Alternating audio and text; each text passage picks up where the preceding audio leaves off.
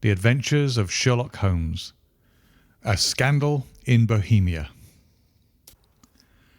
To Sherlock Holmes, she is always the woman.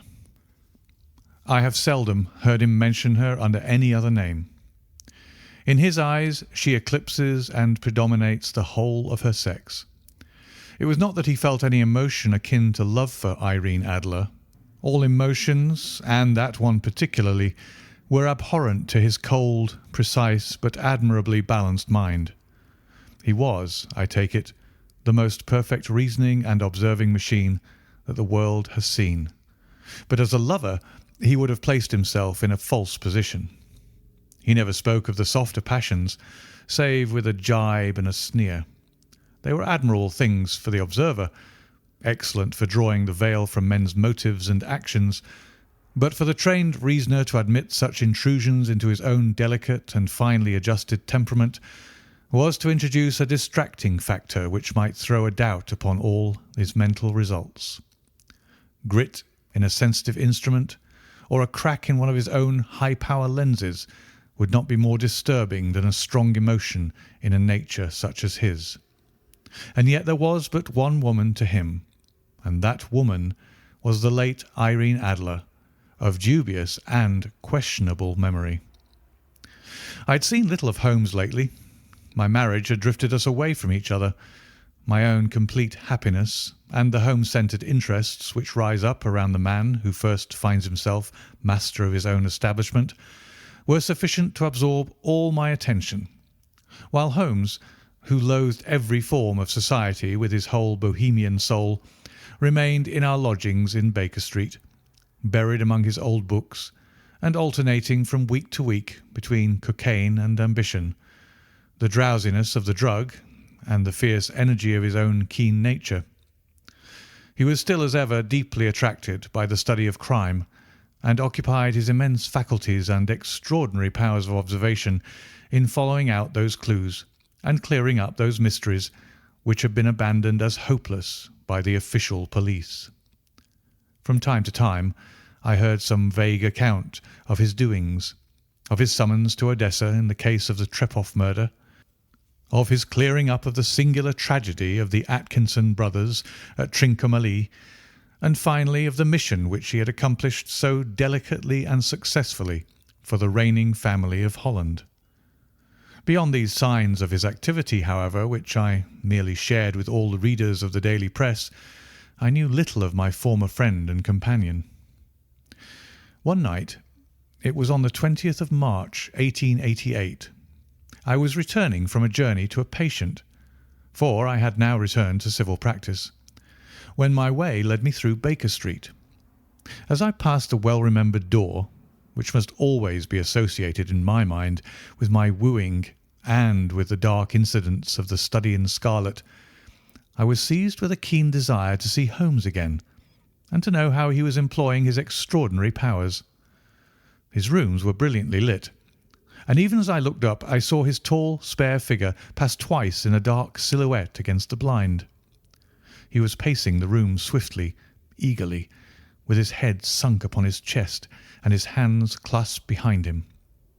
To me, who knew his every mood and habit, his attitude and manner told their own story. He was at work again.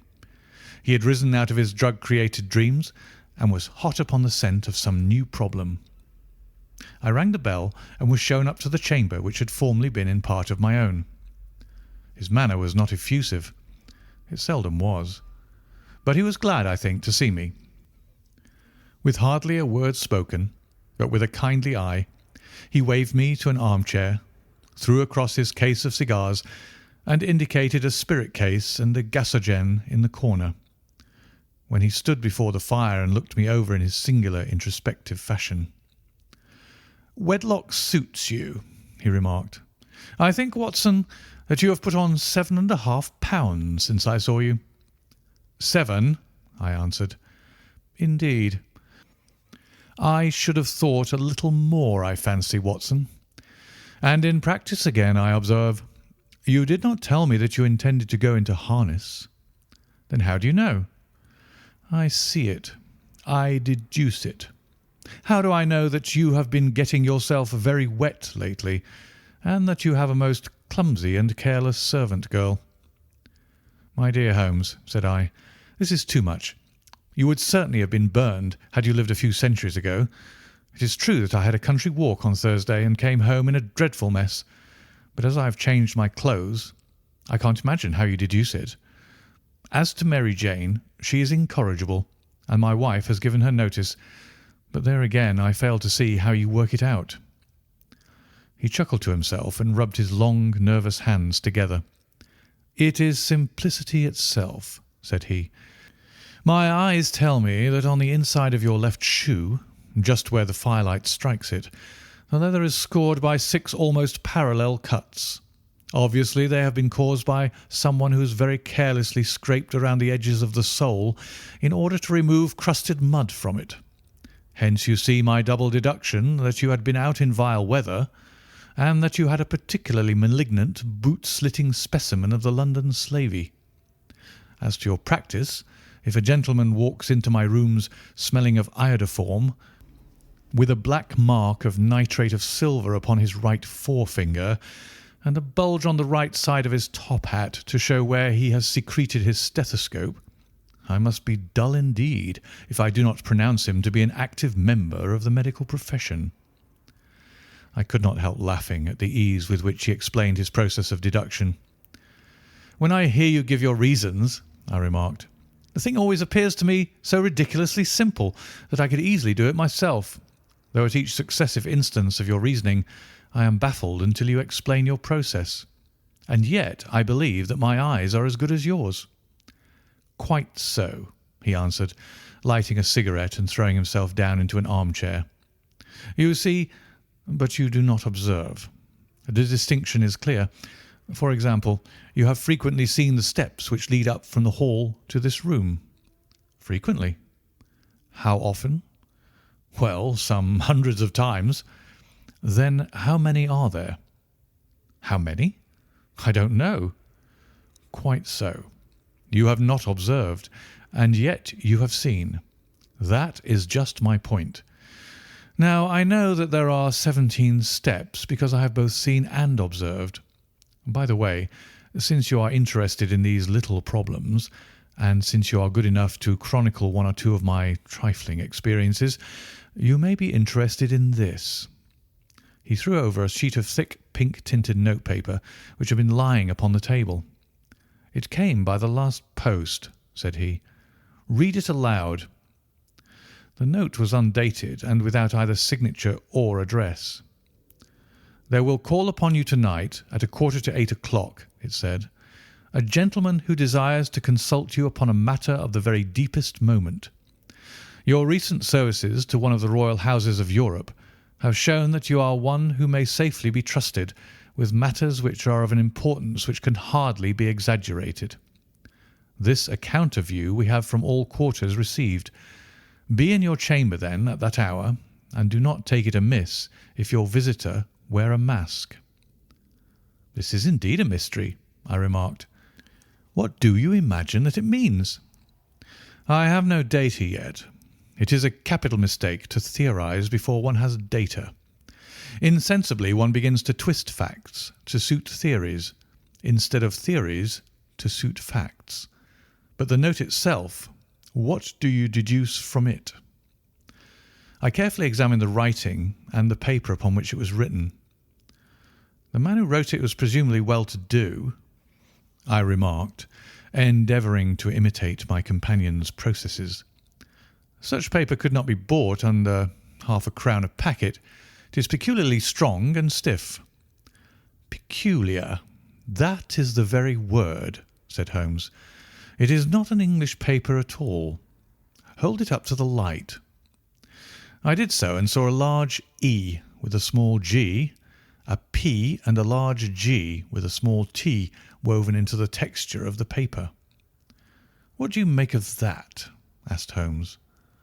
"The name of the maker, no doubt, or his monogram, rather?" "Not at all. The G with the small t stands for Gesellschaft, which is the German for company. It is a customary contraction, like our Co. P, of course, stands for papier. Now for the E.G. Let us glance at our Continental Gazetteer. He took down a heavy brown volume from his shelves. Eglo, Eglonitz. Here we are. Egria. It is in a German-speaking country in Bohemia, not far from Carlsbad. Remarkable as being the scene of the death of Wallenstein, and for its numerous glass factories and paper mills. Aha, my boy, what do you make of that? His eyes sparkled, and he sent up a great blue triumphant cloud from his cigarette. The paper was made in Bohemia, I said. Precisely. And the man who wrote the note is a German. Do you note the peculiar construction of the sentence? This account of you we have from all quarters received. A Frenchman or Russian could not have written that. It is the German who is so uncourteous to his verbs. It only remains, therefore, to discover what is wanted by this German who writes upon Bohemian paper and prefers wearing a mask to showing his face. And here he comes, if I am not mistaken, to resolve all our doubts. As he spoke, there was the sharp sound of horses' hoofs and grating wheels against the curb, followed by a sharp pull at the bell. Holmes whistled. "A pair, by the sound," said he. "Yes," he continued, glancing out of the window. "A nice little brougham, and a pair of beauties. 150 guineas apiece. There's money in this case, Watson, if there's nothing else." "I think that I'd better go, Holmes." "Not a bit, Doctor. Stay where you are. I am lost without my Boswell, and this promises to be interesting. It would be a pity to miss it." "But your client?" "Never mind him. I may want your help, and so may he. Here he comes. Sit down in that armchair, Doctor, and give us your best attention." A slow and heavy step, which had been heard upon the stairs and in the passage, paused immediately outside the door. Then there was a loud and authoritative tap. "Come in," said Holmes. A man entered who could hardly have been less than 6 feet 6 inches in height, with the chest and limbs of a Hercules. His dress was rich, with a richness which would, in England, be looked upon as akin to bad taste. Heavy bands of astrakhan were slashed across the sleeves and fronts of his double-breasted coat, while the deep blue cloak, which was thrown over his shoulders, was lined with flame-coloured silk and secured at the neck with a brooch which consists of a single flaming beryl. Boots, which extended halfway up his calves, and which were trimmed at the tops with rich brown fur, completed the impression of barbaric opulence which was suggested by his whole appearance. He carried a broad-brimmed hat in his hand, while he wore across the upper part of his face, extending down past the cheekbones, a black vizard mask, which he had apparently adjusted that very moment, for his hand was still raised to it as he entered. From the lower part of the face he appeared to be a man of strong character, with a thick, hanging lip and a long, straight chin, suggestive of resolution pushed to the length of obstinacy. "You had my note?" he asked with a deep, harsh voice and a strongly marked German accent. "I told you that I would call." He looked from one to the other of us, as if uncertain which to address. "Pray take a seat," said Holmes. "This is my friend and colleague, Dr. Watson, who is occasionally good enough to help me in my cases. Whom have I the honour to address?" "You may address me as the Count von Kramm, a Bohemian nobleman. I understand that this gentleman, your friend, is a man of honour and discretion, whom I may trust with a matter of most extreme importance. If not, I should much prefer to communicate with you alone." I rose to go, but Holmes caught me by the wrist and pushed me back into my chair. "It is both or none," said he. "You may say before this gentleman anything which you may say to me." The Count shrugged his broad shoulders. "Then I must begin," said he, "by binding you both to absolute secrecy for 2 years. At the end of that time the matter will be of no importance, At present, it is not too much to say that it is of such weight it may have an influence upon European history." "I promise," said Holmes. "And I." "You will excuse this mask," continued our strange visitor. "The august person who employs me wishes his agent to be unknown to you, and I may confess at once that the title by which I have just called myself is not exactly my own." "I was aware of it," said Holmes dryly. "The circumstances are of great delicacy, and every precaution has to be taken to quench what might grow to be an immense scandal and seriously compromise one of the reigning families of Europe. To speak plainly, the matter implicates the great house of Ormstein, hereditary kings of Bohemia." "I was also aware of that," murmured Holmes, settling himself down in his armchair and closing his eyes. Our visitor glanced with some apparent surprise at the languid, lounging figure of the man who had been no doubt depicted to him as the most incisive reasoner and most energetic agent in Europe. Holmes slowly reopened his eyes and looked impatiently at his gigantic client.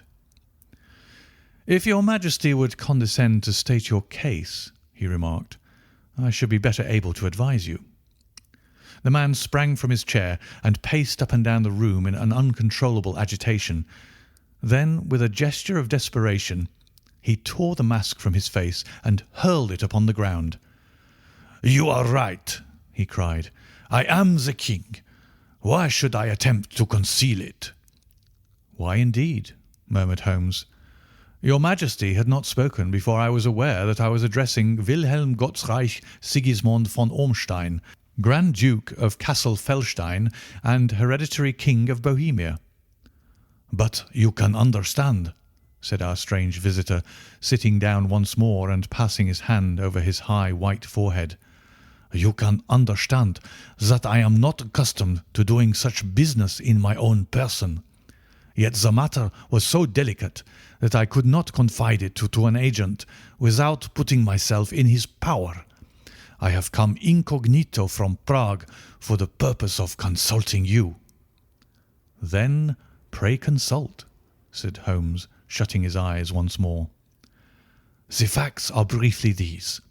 Some 5 years ago, during a lengthy visit to Warsaw, I made the acquaintance of the well-known adventuress Irene Adler. The name is no doubt familiar to you." "Kindly look her up in my index, Doctor," murmured Holmes, without opening his eyes. For many years he had adopted a system of docketing all paragraphs concerning men and things, so that it was difficult to name a subject or a person on which he could not at once furnish information. In this case I found her biography sandwiched in between that of a Hebrew rabbi and that of a staff commander who had written a monograph upon the deep-sea fishes. "Let me see," said Holmes. Born in New Jersey in the year 1858, contralto. La Scala. Prima donna Imperial Opera of Warsaw. Yes. Retired from operatic stage. Living in London. Quite so. Your Majesty, as I understand, became entangled with this young person, wrote her some compromising letters, and is now desirous of getting those letters back." "Precisely so. But how?" "Was there a secret marriage?" "None." "No legal papers or certificates?" "None." "Then I fail to follow your Majesty. If this young person should produce her letters for blackmailing or other purposes, how is she to prove their authenticity?" "There is the writing." "Poor forgery." "My private notepaper." "Stolen." "My own seal." "Imitated." "My photograph." "Bought." "We were both in the photograph." "Oh dear. That is very bad.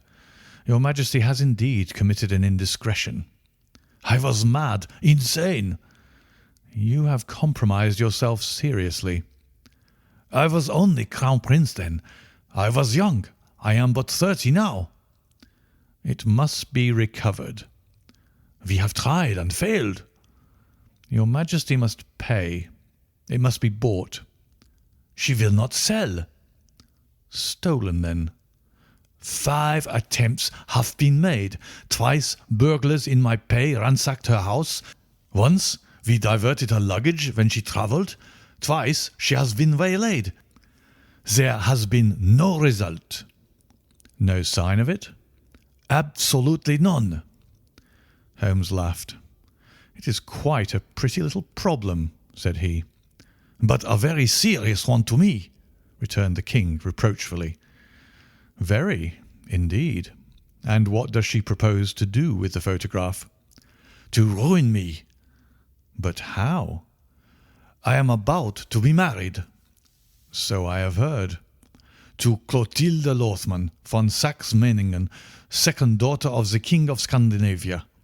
You may know the strict principles of her family. She is herself the very soul of delicacy. A shadow of a doubt as to my conduct would bring the matter to an end." "And Irene Adler?" "Threatens to send them the photograph. And she will do it. I know that she will do it. You do not know her, but she has a soul of steel. She has the face of the most beautiful of women and the mind of the most resolute of men. Rather than I should marry another woman, there are no lengths to which she would not go. None." "You are sure that she has not sent it yet?" "I am sure." "And why?" "Because she has said that she would send it on the day when the betrothal was publicly proclaimed. That will be next Monday." "Oh, then we have 3 days yet," said Holmes with a yawn. "That's very fortunate, as I have 1 or 2 matters of importance to look into just at present. Your Majesty will, of course, stay in London for the present?" "Certainly.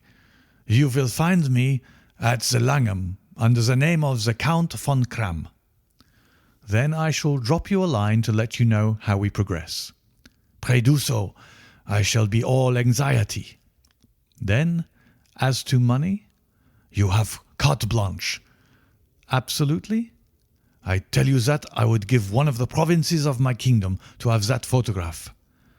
"And for present expenses?" The king took a heavy chamois leather bag from under his cloak and laid it on the table. "There are £300 in the gold and 700 in notes," he said. Holmes scribbled a receipt upon a sheet of his notebook and handed it to him. "And mademoiselle's address?" he asked.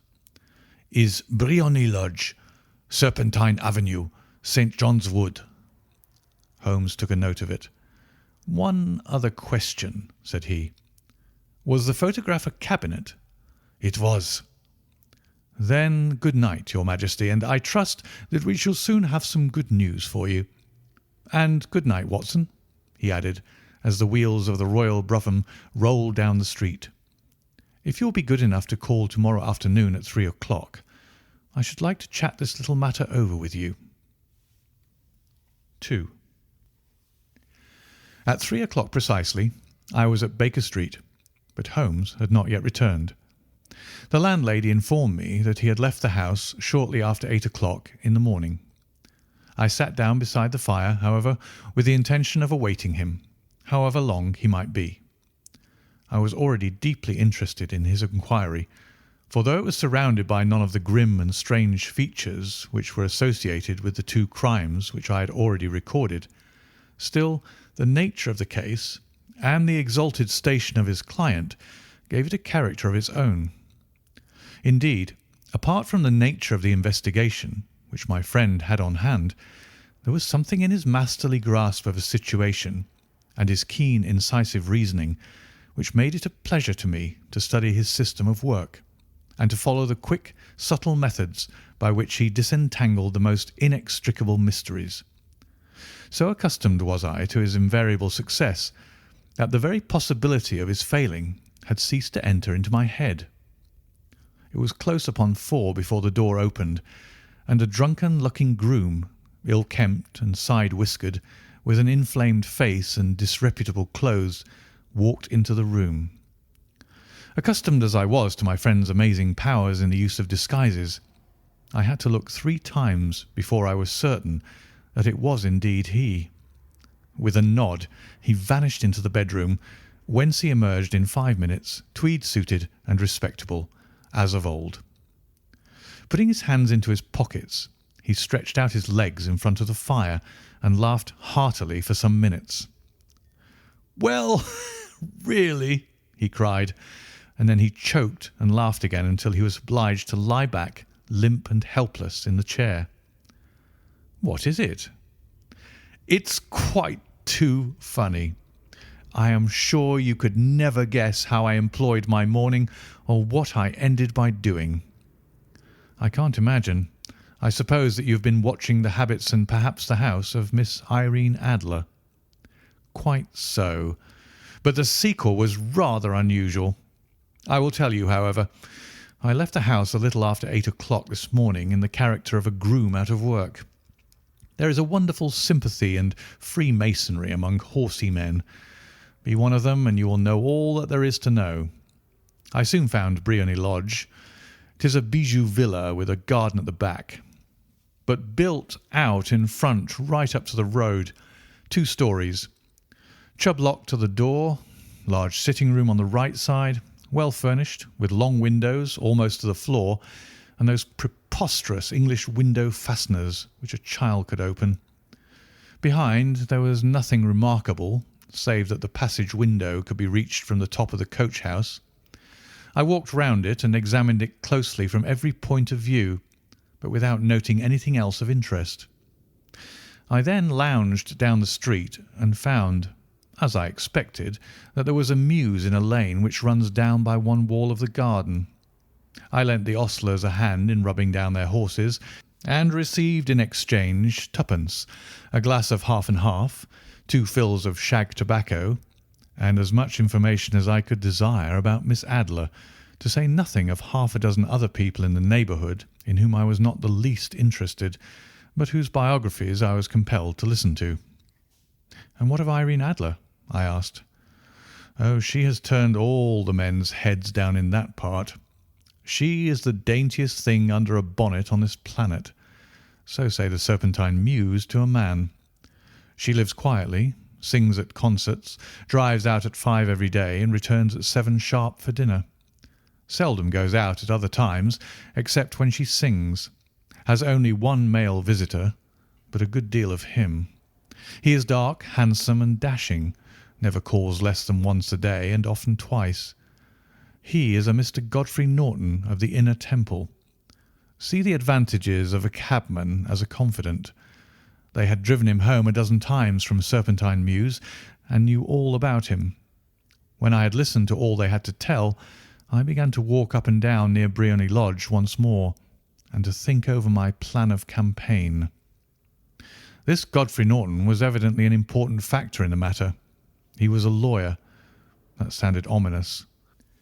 What was the relation between them, and what the object of his repeated visits? Was she his client, his friend, or his mistress? If the former, she had probably transferred the photograph to his keeping. If the latter, it was less likely.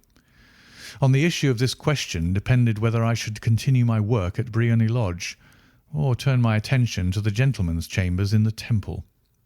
It was a delicate point, and it widened the field of my inquiry. I fear that I bore you with these details, but I have to let you see my little difficulties if you are to understand the situation. "I am following you closely," I answered. I was still balancing the matter in my mind when a hansom cab drove up to Briony Lodge, and a gentleman sprang out. He was a remarkably handsome man, dark, aquiline, and moustached, evidently the man of whom I had heard. He appeared to be in a great hurry, shouted to the cabman to wait, and brushed past the maid, who opened the door with the air of a man who was thoroughly at home. He was in the house about half an hour, and I could catch glimpses of him in the windows of the sitting room, pacing up and down, talking excitedly, and waving his arms. Of her I could see nothing. Presently he emerged, looking even more flurried than before. As he stepped up to the cab, he pulled a gold watch from his pocket and looked at it earnestly. "Drive like the devil," he shouted. First to Cross and Hankey's in Regent Street, and then to the Church of St. Monica in Edgware Road. Half a guinea if you do it in 20 minutes. Away they went, and I was just wondering whether I should not do well to follow them when up the lane came a neat little landau. The coachman, with his coat only half buttoned, and his tie under his ear, while all the tags of his harness were sticking out of the buckles. It hadn't pulled up before she shot out of the hall door and into it. I only caught a glimpse of her at the moment, but she was a lovely woman, with a face that a man might die for. "The Church of St. Monica, John," she cried, "and half a sovereign if you reach it in 20 minutes." This was quite too good to lose, Watson. I was just balancing whether I should run for it or whether I should perch behind her landau when a cab came through the street. The driver looked twice at such a shabby fare, but I jumped in before he could object. "The Church of St. Monica," said I, "and half a sovereign if you reach it in 20 minutes." It was 25 minutes to 12, and of course it was clear enough what was in the wind. My cabby drove fast. I don't think I ever drove faster, but the others were there before us. The cab and the landau with their steaming horses were in front of the door when I arrived. I paid the man and hurried into the church. There was not a soul there save the two whom I had followed and a surpliced clergyman who seemed to be expostulating with them. They were all three standing in a knot in front of the altar. I lounged up the side aisle like any other idler who has dropped into a church.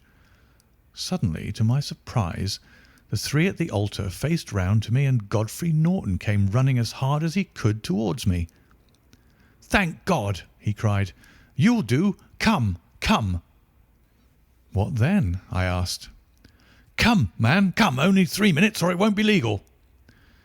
I was half dragged up to the altar, and before I knew where I was, I found myself mumbling responses which were whispered in my ear, and vouching for things of which I knew nothing, and generally assisting in the secure tying up of Irene Adler, spinster, to Godfrey Norton, bachelor.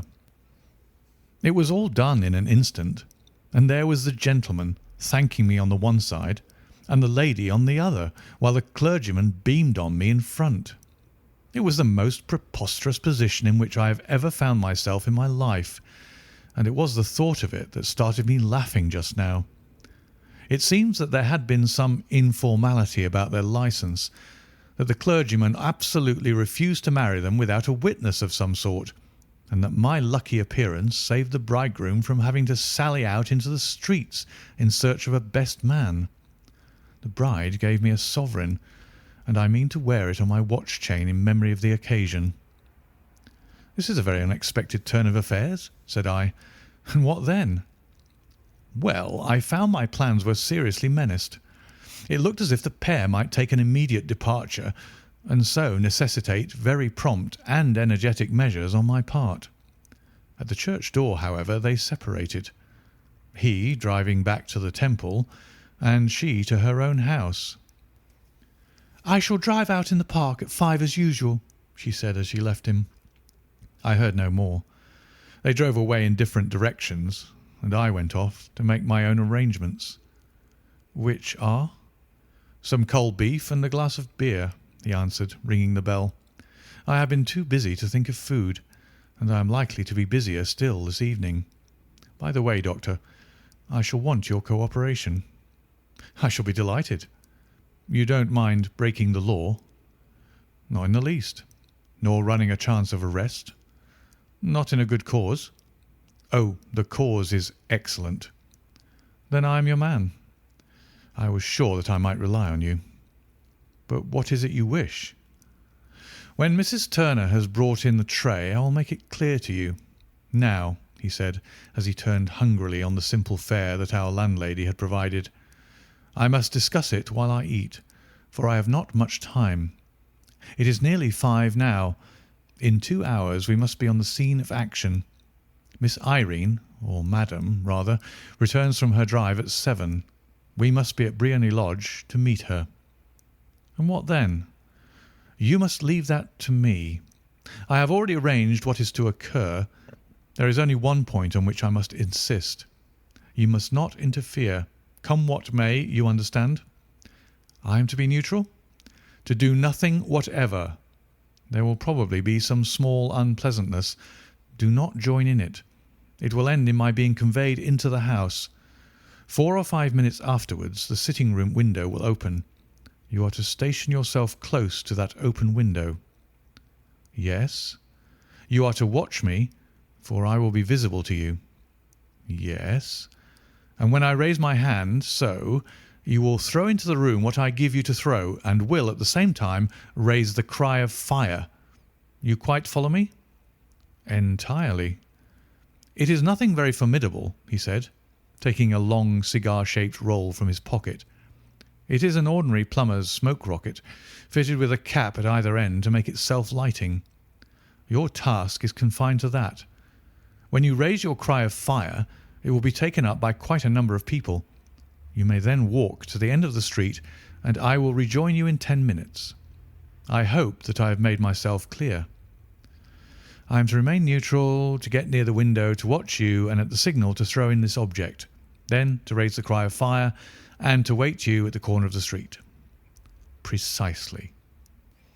Then you may entirely rely on me. That is excellent. I think, perhaps, it is almost time that I prepare for the new role I have to play. He disappeared into his bedroom and returned in a few minutes in the character of an amiable and simple-minded nonconformist clergyman.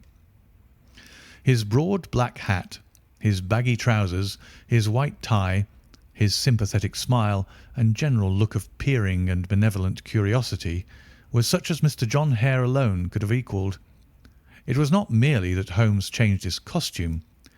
His expression, his manner, his very soul seemed to vary with every fresh part that he assumed. The stage lost a fine actor, even as science lost an acute reasoner when he became a specialist in crime. It was 6:15 when we left Baker Street, and it still wanted 10 minutes to the hour when we found ourselves in Serpentine Avenue. It was already dusk, and the lamps were just being lighted as we paced up and down in front of Briony Lodge, waiting for the coming of its occupant. The house was just such as I had pictured it from Sherlock Holmes' succinct description, but the locality appeared to be less private than I expected. On the contrary, for a small street in a quiet neighbourhood, it was remarkably animated. There was a group of shabbily dressed men smoking and laughing in a corner, a scissors grinder with his wheel, 2 guardsmen who were flirting with a nurse girl, and several well-dressed young men who were lounging up and down with cigars in their mouths. "You see," remarked Holmes, as we paced to and fro in front of the house, "this marriage rather simplifies matters. The photograph becomes a double-edged weapon now. The chances are that she would be as averse to its being seen by Mr. Godfrey Norton as our client is to its coming to the eyes of his princess. Now the question is, where are we to find the photograph?" "Where indeed?" "It is most unlikely that she carries it about with her. It is cabinet size, too large for easy concealment about a woman's dress. She knows that the king is capable of having her waylaid and searched. 2 attempts of the sort have already been made. We may take it, then, that she does not carry it about with her." "Where, then?" "Her banker or her lawyer. There is that double possibility. But I am inclined to think neither. Women are naturally secretive, and they like to do their own secreting. Why should she hand it over to anyone else? She could trust her own guardianship, but she could not tell what indirect or political influence might be brought to bear upon a businessman. Besides, remember that she had resolved to use it within a few days. It must be where she can lay her hands upon it. It must be in her own house." "But it has twice been burgled." "They do not know how to look." "But how will you look?" "I will not look." "What then?" "I will get her to show me." "But she will refuse." "She will not be able to. But I hear the rumble of wheels. It is her carriage. Now, carry out my orders to the letter." As he spoke, the gleam of the sidelights of a carriage came round the curve of the avenue. It was a smart little landau which rattled up to the door of Briony Lodge. As it pulled up, one of the loafing men at the corner dashed forward to open the door in the hope of earning a copper, but was elbowed away by another loafer who had rushed up with the same intention. A fierce quarrel broke out, which was increased by the two guardsmen who took sides with one of the loungers and by the scissors grinder who was equally hot upon the other side. A blow was struck, and in an instant the lady who had stepped from her carriage was the centre of a little knot of flushed and struggling men who struck savagely at each other with their fists and sticks. Holmes dashed into the crowd to protect the lady, but just as he reached her, he gave a cry and dropped to the ground with the blood running freely down his face. At his fall, the guardsmen took to their heels in one direction and the loungers in the other, while a number of better-dressed people, who had watched the scuffle without taking part in it, crowded in to help the lady and to attend to the injured man. Irene Adler, as I will still call her, had hurried up the steps, but she stood at the top with her superb figure outlined against the lights of the hall, looking back into the street. "Is the poor gentleman much hurt?" she asked. "He is dead," cried several voices. "No, no, there's life in him," shouted another. "But he'll be gone before you can get him to hospital." "He's a brave fellow," said a woman. "They would have had the lady's purse and watch if it hadn't been for him. They were a gang, and a rough one, too. Ah, he's breathing now." "He can't lie in the street. May we bring him in, ma'am?" "Surely. Bring him into the sitting-room. There's a comfortable sofa. This way, please." Slowly and solemnly he was borne into Briony Lodge and laid out in the principal room, while I still observed the proceedings from my post by the window. The lamps had been lit, but the blinds had not been drawn, so that I could see Holmes as he lay upon the couch. I do not know whether he was seized with compunction at that point for the part he was playing, but I know that I never felt more heartily ashamed of myself in my life than when I saw the beautiful creature against whom I was conspiring, or the grace and kindliness with which she waited upon the injured man. And yet it would be the blackest treachery to Holmes to draw back now from the part which he had entrusted to me. I hardened my heart and took the smoke rocket from under my ulster. After all, I thought, we're not injuring her. We are but preventing her from injuring another. Holmes had sat upon the coach, and I saw him motion like a man who is in need of air. A maid rushed across and threw open the window. At the same instant I saw him raise his hand, and at the signal I tossed my rocket into the room with a cry of "Fire!" The word was no sooner out of my mouth than the whole crowd of spectators, well dressed and ill, gentlemen, ostlers, and servant maids, joined in a general shriek of "Fire!" Thick clouds of smoke curled through the room and out at the open window. I caught a glimpse of rushing figures, and a moment later the voice of Holmes from within, assuring them that it was a false alarm. Slipping through the shouting crowd, I made my way to the corner of the street, and in 10 minutes was rejoiced to find my friend's arm in mine, and to get away from the scene of uproar. He walked swiftly and in silence for some few minutes, until we had turned down one of the quiet streets which led towards the Edgware Road. "You did it very nicely, Doctor," he remarked. "Nothing could have been better. It is all right." "You have the photograph?" "I know where it is." "And how did you find out?" "She showed me, as I told you she would." "I'm still in the dark." "I do not wish to make a mystery," said he, laughing. "The matter was perfectly simple. You, of course, saw that everyone in the street was an accomplice. They were all engaged for the evening." "I guessed as much." "Then, when the row broke out, I had a little moist red paint in the palm of my hand. I rushed forward, fell down, clapped my hand to my face, and became a piteous spectacle. It is an old trick." "That also I could fathom." "Then they carried me in. She was bound to have me in. What else could she do? And into her sitting-room, which was the very room which I suspected. It lay between that and her bedroom, and I was determined to see which. They laid me on a couch. I motioned for air. They were compelled to open the window, and you had your chance." How did that help you? It was all important. When a woman thinks that her house is on fire, her instinct is at once to rush to the thing which she values most. It is a perfectly overpowering impulse, and I have more than once taken advantage of it. In the case of the Darlington substitution scandal, it was of use to me, and also in the Arnsworth Castle business. A married woman grabs at her baby, an unmarried one reaches for her jewel box. Now it was clear to me that our lady of today had nothing in the house more precious to her than what we are in quest of. She would rush to secure it. The alarm of fire was admirably done. The smoke and shouting were enough to shake nerves of steel. She responded beautifully. The photograph is in a recess behind a sliding panel just above the right bell pull. She was there in an instant, and I caught a glimpse of it as she half drew it out. When I cried out that it was a false alarm, she replaced it, glanced at the rocket, rushed from the room, and I have not seen her since. I rose and, making my excuses, escaped from the house. I hesitated whether to attempt to secure the photograph at once, but the coachman had come in, and as he was watching me narrowly, it seemed safer to wait. A little over-precipitance may ruin all. "And now?" I asked. "Our quest is practically finished. I shall call with the king tomorrow, and with you if you care to come with us. We will be shown into the sitting-room to wait for the lady, but it is probable that when she comes she may find neither of us nor the photograph.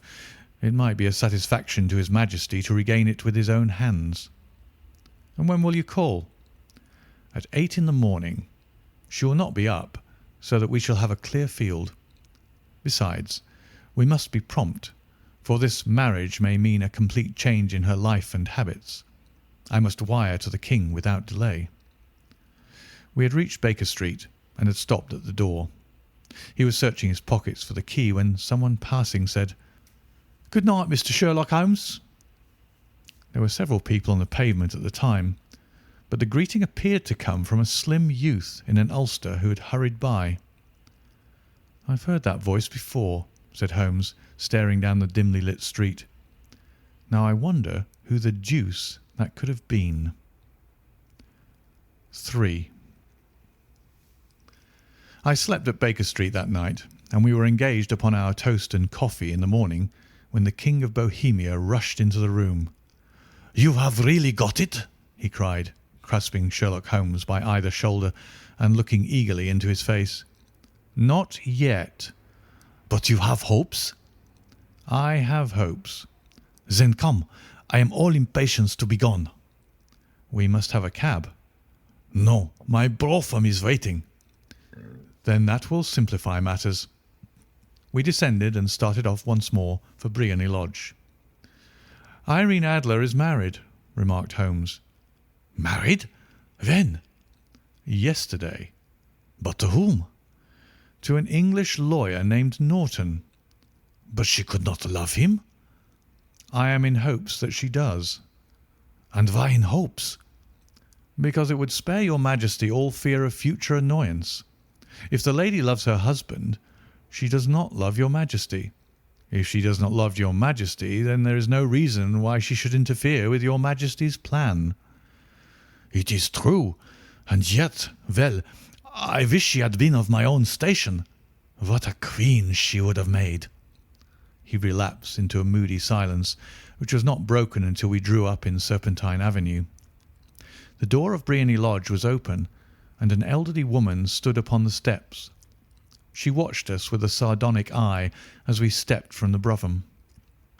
"Mr. Sherlock Holmes, I believe," said she. "I am Mr. Holmes," answered my companion, looking at her with a questioning and rather startled gaze. "Indeed.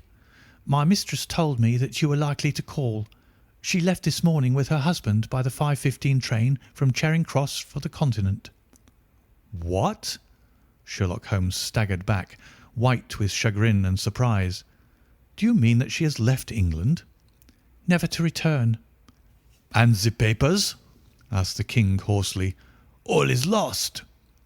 "We shall see." He pushed past the servant and rushed into the drawing-room, followed by the king and myself.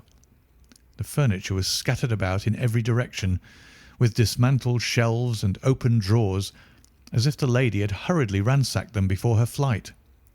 Holmes rushed at the bell pull, tore back a small sliding shutter, and, plunging in his hand, pulled out a photograph and a letter. The photograph was of Irene Adler herself in evening dress. The letter was superscribed to Sherlock Holmes, Esquire, to be left till called for. My friend tore it open, and we all three read it together. It was dated at midnight of the preceding night, and ran in this way: "My dear Mr. Sherlock Holmes, you really did it very well. You took me in completely.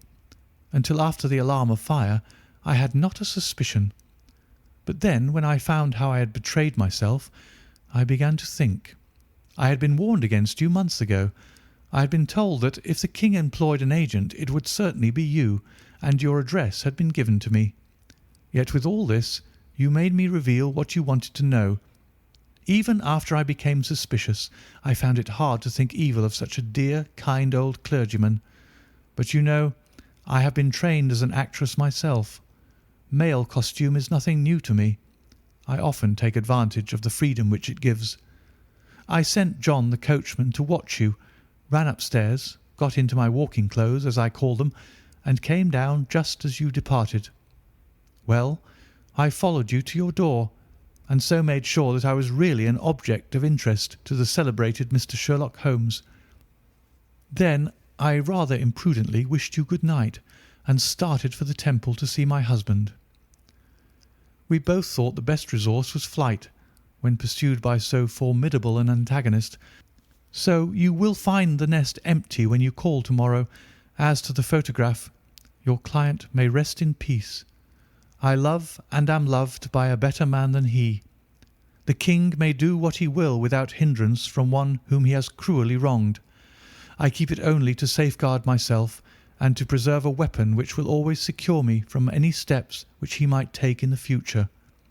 I leave a photograph which he might care to possess, and I remain, dear Mr. Sherlock Holmes, very truly yours, Irene Norton, née Adler."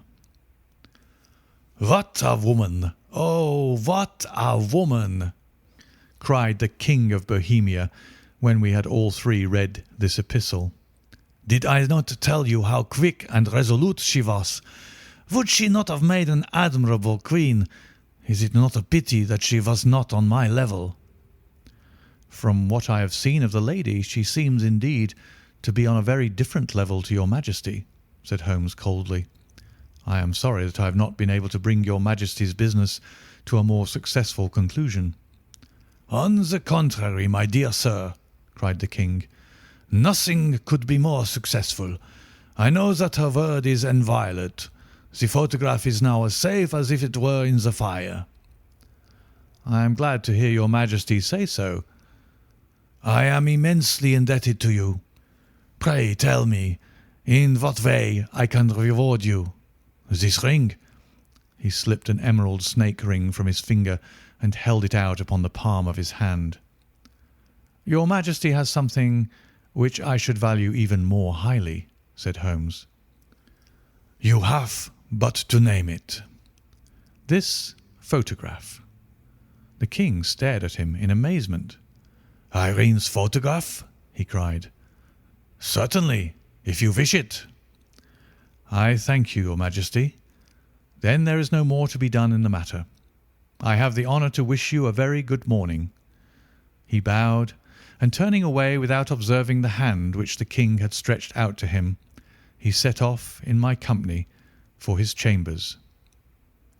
And that was how a great scandal threatened to affect the kingdom of Bohemia, and how the best plans of Mr. Sherlock Holmes were beaten by a woman's wit.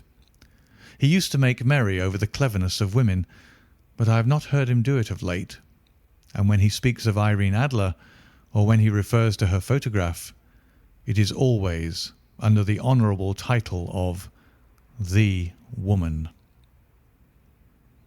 End of A Scandal in Bohemia. Number 2. The Red-Headed League. I had called upon my friend Mr. Sherlock Holmes one day in the autumn of last year, and found him in deep conversation with a very stout, florid-faced, elderly gentleman with fiery red hair. With an apology for my intrusion, I was about to withdraw when Holmes pulled me abruptly into the room and closed the door behind me. "You could not possibly have come at a better time, my dear Watson," he said cordially. "I was afraid that you were engaged." "So I am. Very much so." "Then I can wait in the next room." "Not at all.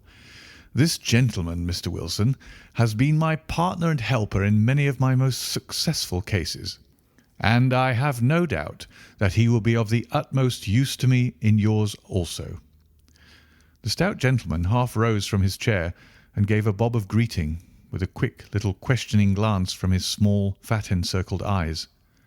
"Try the settee," said Holmes, relapsing into his armchair and putting his fingertips together, as was his custom when in judicial moods.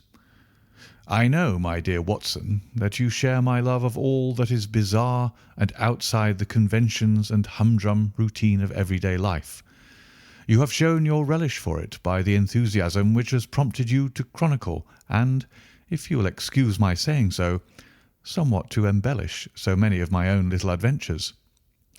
"Your cases have indeed been one of the greatest interest to me," I observed.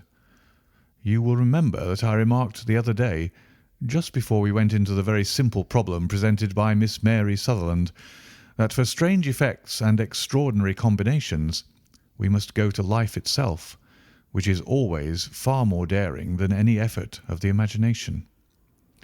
"A proposition which I took the liberty of doubting." "You did, Doctor. But none the less you must come round to my view, for otherwise I shall keep on piling fact upon fact on you, until your reason breaks down under them and acknowledges me to be right.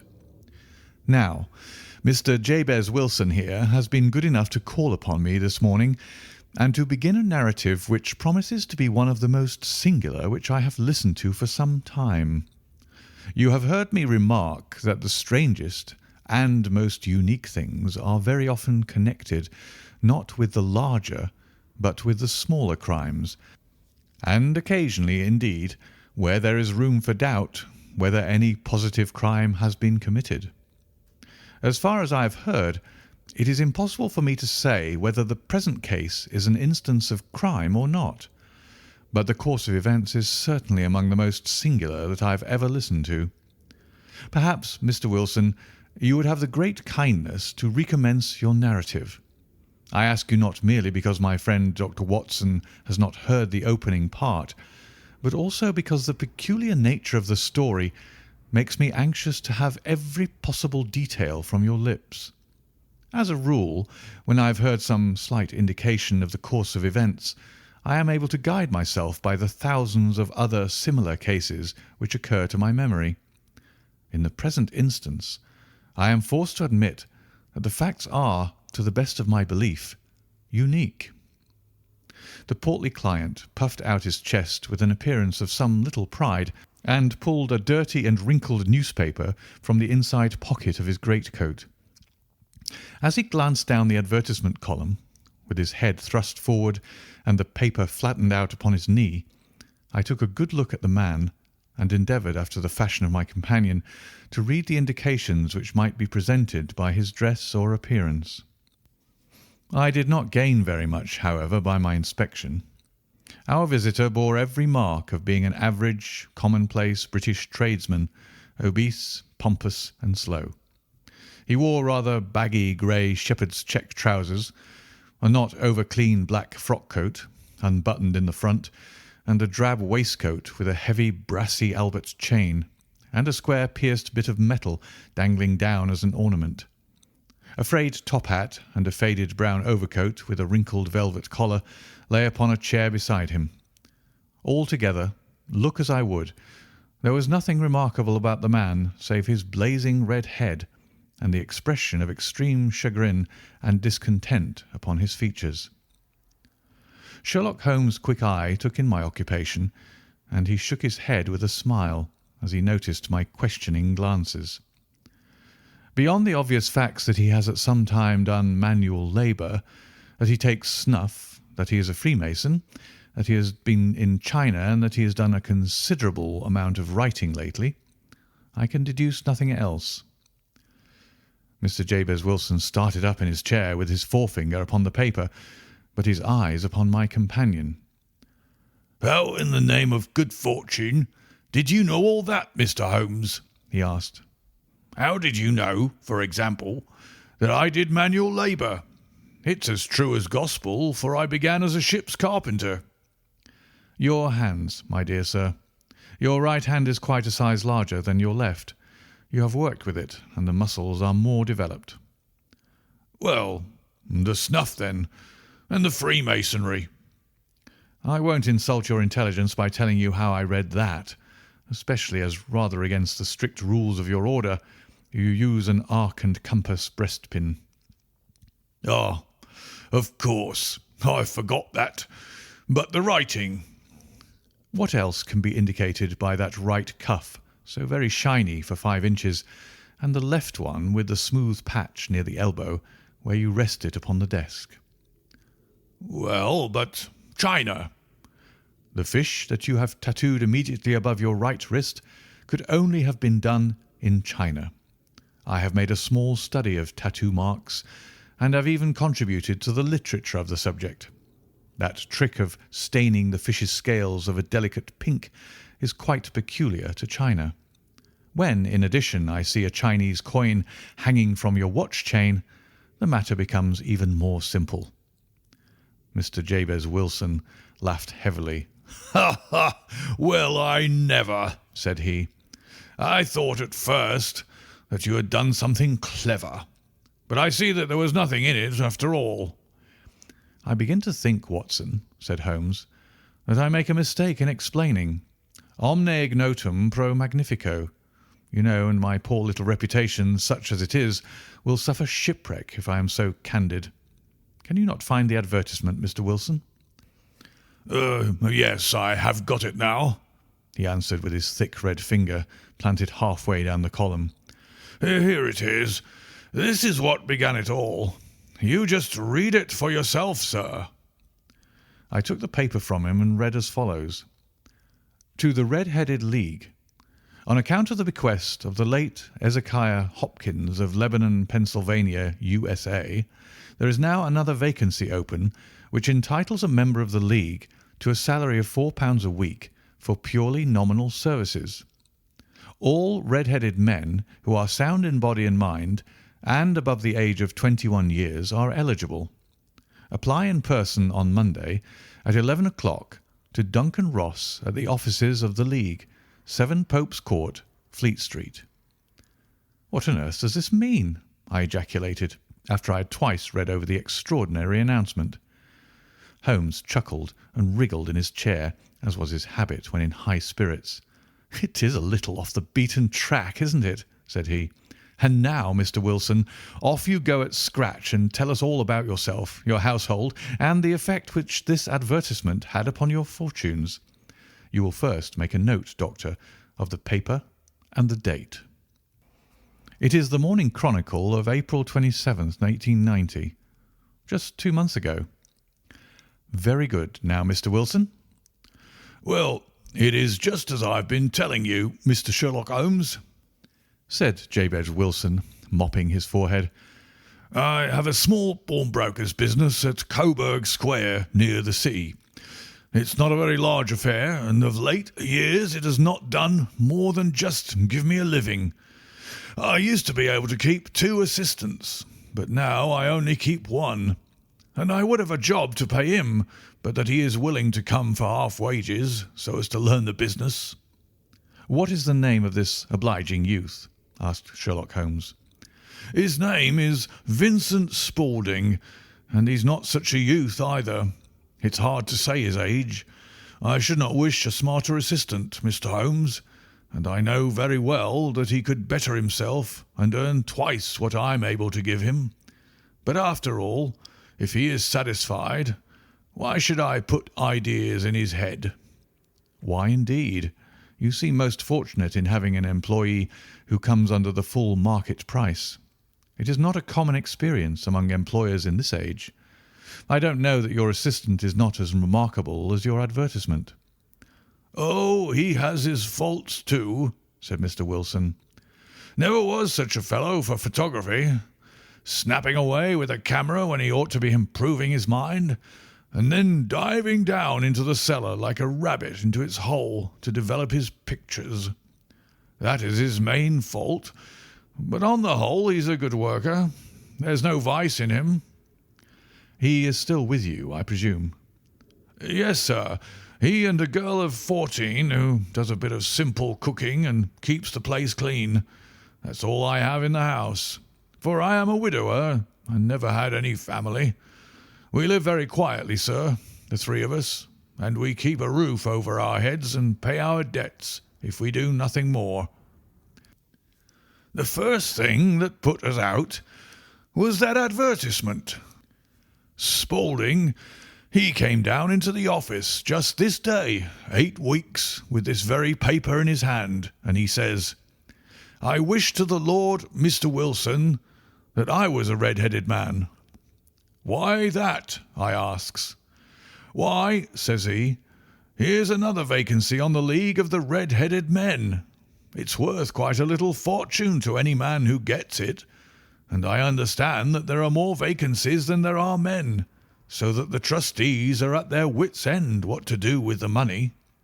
If my hair would only change colour, there's a nice little crib all ready for me to step into.' 'Why, what is it then?' I asked.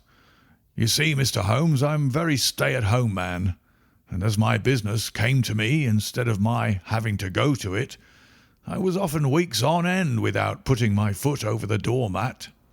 In that way, I didn't know much of what was going on outside, and I was always glad of a bit of news.' 'Have you never heard of the League of the Red-Headed Men?' he asked with his eyes open. "'Never. Why, I wonder at that, for you are eligible yourself for one of the vacancies.' 'And what are they worth?' I asked. "'Oh, merely a couple of hundred a year, but the work is slight, and it need not interfere very much with one's other occupations.'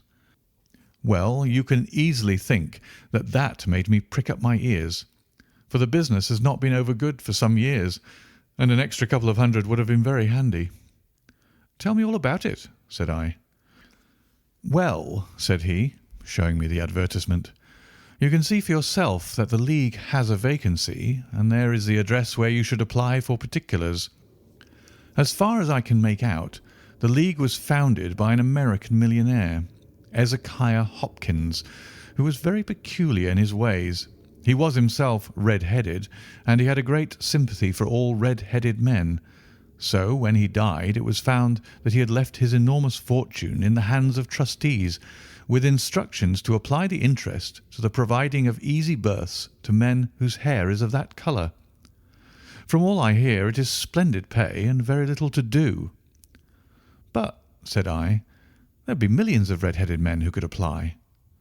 'Not so many as you might think,' he answered.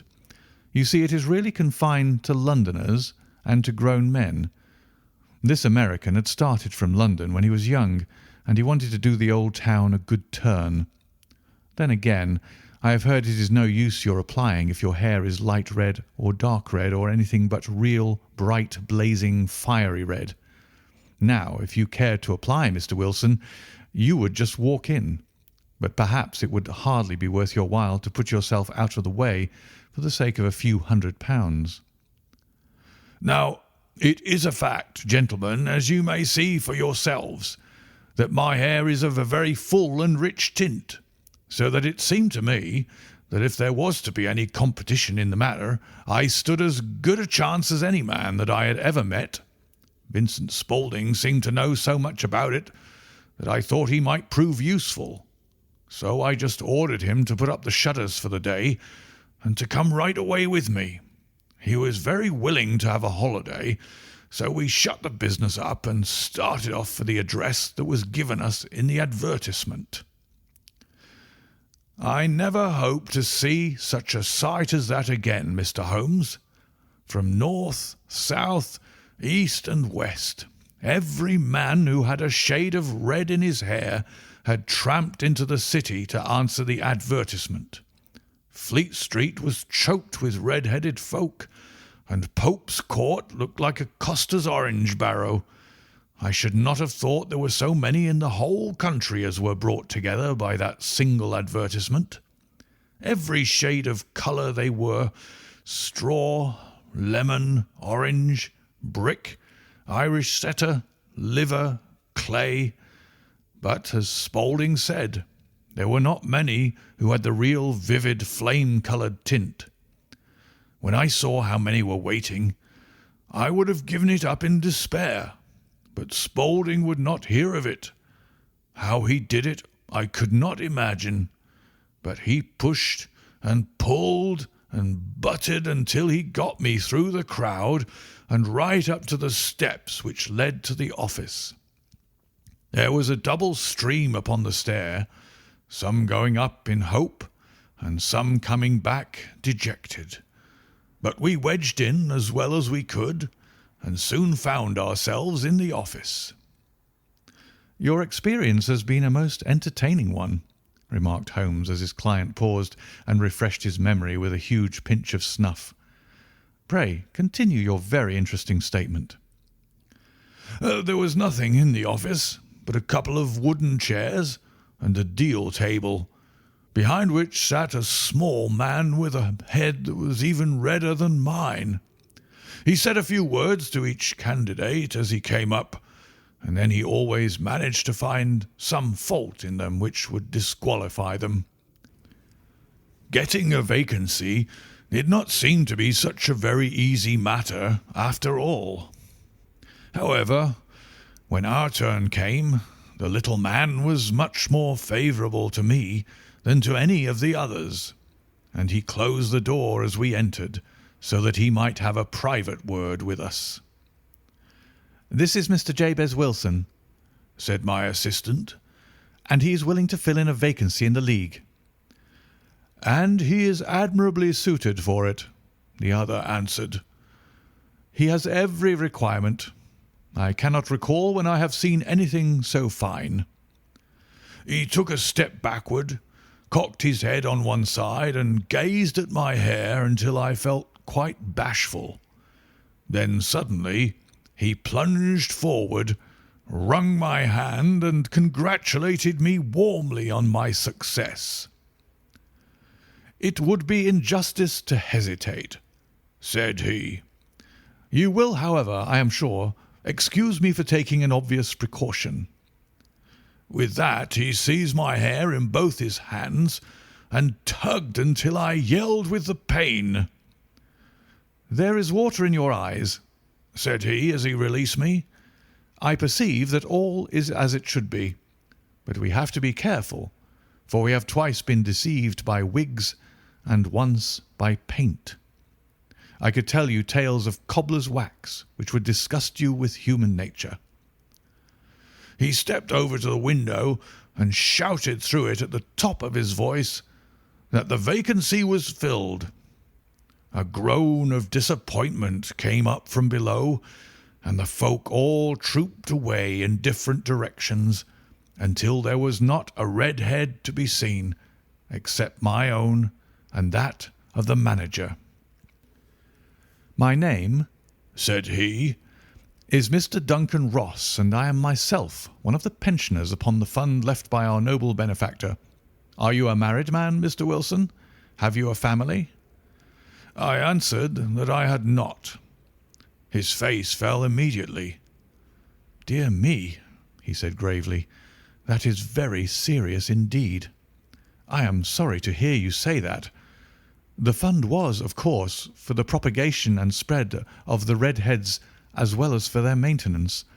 It is exceedingly unfortunate that you should be a bachelor."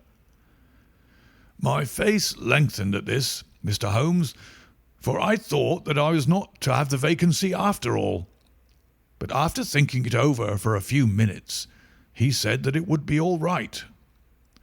"In the case of another," said he, "the objection might be fatal, but we must stretch a point in favour of a man with such a head of hair as yours.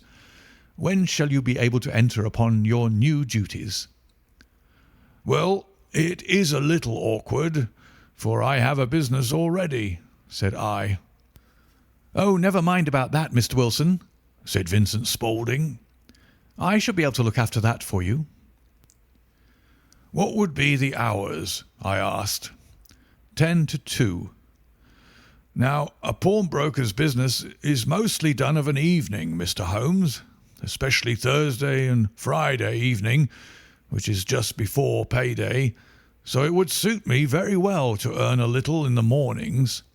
Besides, I knew that my assistant was a good man, and that he would see to anything that turned up." "That would suit me very well," said I. "And the pay?" "Is £4 a week." "And the work?" "Is purely nominal." "What do you call purely nominal?"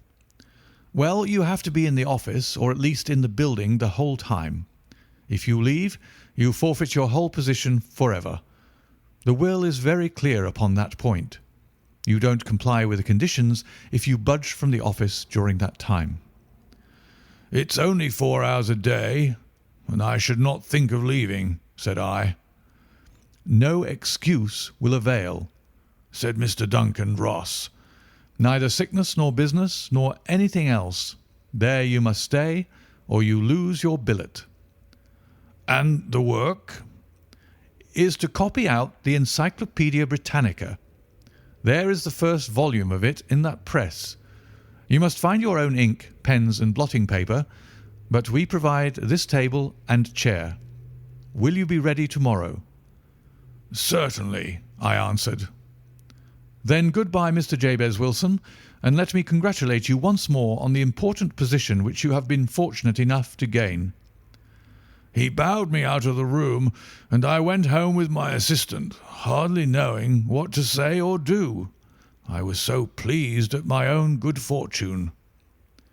Well, I thought over the matter all day, and by evening I was in low spirits again, for I had quite persuaded myself that the whole affair must be some great hoax or fraud, though what its object might be I could not imagine.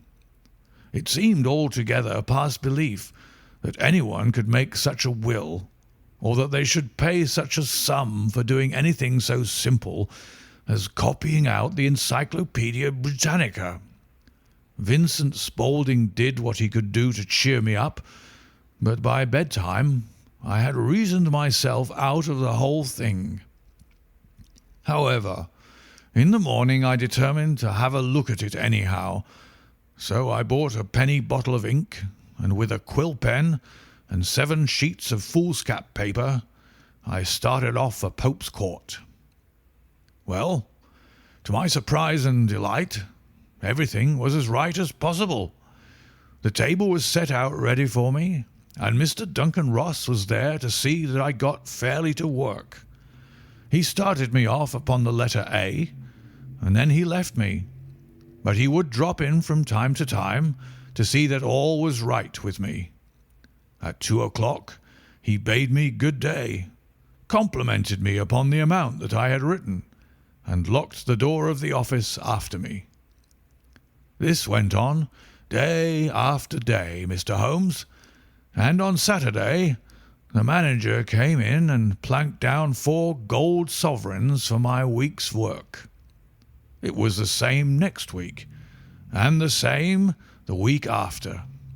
Every morning I was there at 10, and every afternoon I left at 2. By degrees, Mr. Duncan Ross took to coming in only once of a morning, and then, after a time, he did not come in at all. Still, of course, I never dared to leave the room for an instant, for I was not sure when he might come, and the billet was such a good one and suited me so well that I would not risk the loss of it. 8 weeks passed away like this, and I had written about abbots and archery and armour and architecture and Attica, and hoped with diligence that I might get on to the B's before very long. It cost me something in foolscap, and I had pretty nearly filled a shelf with my writings, and then suddenly the whole business came to an end." "To an end?" "Yes, sir, and no later than this morning. I went to my work as usual at 10 o'clock, but the door was shut and locked with a little square of cardboard hammered onto the middle of the panel with a tack. Here it is, and you can read for yourself." He held up a piece of white cardboard about the size of a sheet of notepaper. It read in this fashion: "The Red-Headed League is dissolved. October 9th, 1890. Sherlock Holmes and I surveyed this curt announcement and the rueful face behind it until the comical side of the affair so completely overtopped every other consideration that we both burst out into a roar of laughter. "I cannot see that there is anything very funny," cried our client, flushing up to the roots of his flaming head. "If you can do nothing better than laugh at me, I can go elsewhere." "No, no," cried Holmes, shoving him back into the chair from which he had half risen. "I really wouldn't miss your case for the world. It is most refreshingly unusual, but there is, if you will excuse me saying so, something just a little funny about it. Pray, what steps did you take when you found the card upon the door?" "I was staggered, sir. I did not know what to do. Then I called at the offices round, but none of them seemed to know anything about it. Finally, I went to the landlord, who is an accountant living on the ground floor, and I asked him if he could tell me what had become of the Red-Headed League. He said that he had never heard of any such body. Then I asked him who Mr. Duncan Ross was. He answered that the name was new to him. 'Well,' said I, 'the gentleman at number 4. "What, the red-headed man?" "Yes." "Oh," said he. "His name was William Morris. He was a solicitor and was using my room as a temporary convenience until his new premises were ready. He moved out yesterday." "Where could I find him?" "Oh, at his new offices. He did tell me the address. Yes, 17 King Edward Street, near St. Paul's." "I started off, Mr. Holmes, but when I got to that address, it was a manufactory of artificial kneecaps, and no one in it had ever heard of either Mr. William Morris or Mr. Duncan Ross." "And what did you do then?" asked Holmes. "I went home to Saxe Coburg Square, and I took the advice of my assistant, but he could not help me in any way.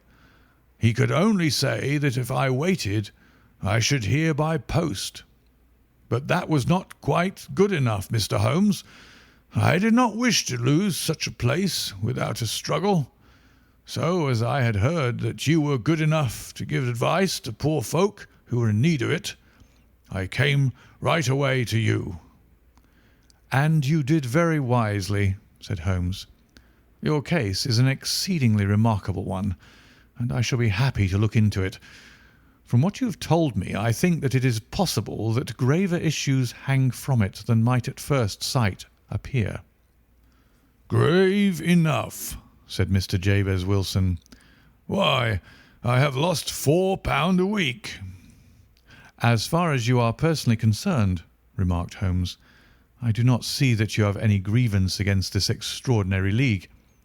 On the contrary, you are, as I understand, richer by some £30, to say nothing of the minute knowledge which you have gained on every subject which comes under the letter A. You have lost nothing by them." "No, sir, but I want to find out about them, and who they are, and what their object was in playing this prank, if it was a prank, upon me. It was a pretty expensive joke for them, for it cost them £32. "We shall endeavour to clear up these points for you. And first, one or two questions, Mr. Wilson. This assistant of yours who first called your attention to the advertisement, How long had he been with you?" "Oh, about a month then." "How did he come?" "In answer to an advertisement." "Was he the only applicant?" "No, I had a dozen." "Why did you pick him?" "Because he was handy and would come cheap." "At half wages, in fact?" "Yes." "What is he like, this Vincent Spaulding?" "Small, stout built, very quick in his ways, no hair on his face, though he's not short of 30, has a white splash of acid upon his forehead." Holmes sat up in his chair in considerable excitement. "I thought as much," said he. "Have you ever observed that his ears are pierced for earrings?" "Yes, sir. He told me that a gipsy had done it for him when he was a lad." Said Holmes, sinking back in deep thought. "He is still with you?" "Oh, yes, sir. I have only just left him." "And has your business been attended to in your absence?" "Nothing to complain of, sir. There's never very much to do of a morning." "That will do, Mr. Wilson. I shall be happy to give you an opinion upon the subject in the course of a day or two. To-day is Saturday, and I hope that by Monday we may come to a conclusion." "Well, Watson," said Holmes when our visitor had left us, "what do you make of it all?" "I make nothing of it," I answered frankly. "It is a most mysterious business." "As a rule," said Holmes, "the more bizarre a thing is, the less mysterious it proves to be. It is your commonplace, featureless crimes which are really puzzling, just as a commonplace face is the most difficult to identify. But I must be prompt over this matter." "What are you going to do, then?" I asked. "To smoke," he answered. "It is quite a three-pipe problem, and I beg that you won't speak to me for 50 minutes." He curled himself up in his chair with his thin knees drawn up to his hawk-like nose, and there he sat with his eyes closed and his black clay pipe thrusting out like the bill of some strange bird. I had come to the conclusion that he had dropped asleep, and indeed was nodding myself, when he suddenly sprang out of his chair with the gesture of a man who has made up his mind and put his pipe down upon the mantelpiece. "Sarasate plays at the St. James's Hall this afternoon," he remarked. "What do you think, Watson? Could your patient spare you for a few hours?" "I have nothing to do to-day. My practice is never very absorbing." "Then put on your hat and come. I am going through the city first, and we can have some lunch on the way. I observe that there is a good deal of German music on the programme, which is rather more to my taste than Italian or French. It is introspective, and I want to introspect. Come along." We travelled by the Underground as far as Aldersgate, and a short walk took us to the Saxe Coburg Square, the scene of the singular story which we had listened to in the morning. It was a poky, little, shabby, genteel place where 4 lines of dingy, 2-storied brick houses looked out into a small, railed-in enclosure, where a lawn of weedy grass and a few clumps of faded laurel bushes made a hard fight against a smoke-laden and uncongenial atmosphere. 3 gilt balls and a brown board with Jabez Wilson in white letters upon a corner house announced the place where our red-headed client carried on his business. Sherlock Holmes stopped in front of it with his head on one side and looked it all over with his eyes shining brightly between puckered lids. Then he walked slowly up the street and then down again to the corner, still looking keenly at the houses. Finally he returned to the pawnbroker's, and having thumped vigorously upon the pavement with his stick 2 or 3 times, he went up to the door and knocked. It was instantly opened by a bright-looking, clean-shaven young fellow, who asked him to step in. "Thank you," said Holmes. "I only wish to ask you how you would go from here to the Strand." "Third right and 4th left," answered the assistant promptly, closing the door. "Smart fellow, that," observed Holmes as we walked away. "He is, in my judgment, the 4th smartest man in London, and for daring I am not sure that he has not a claim to be 3rd. I have known something of him before." "Evidently," said I. "Mr. Wilson's assistant counts for a good deal in the mystery of the Red-Headed League. I'm sure that you inquired your way merely in order that you might see him." "Not him." "What then?" "The knees of his trousers." "And what did you see?" "What I expected to see." "Why did you beat the pavement?"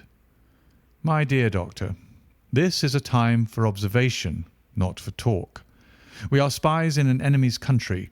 We know something of Saxe-Coburg Square.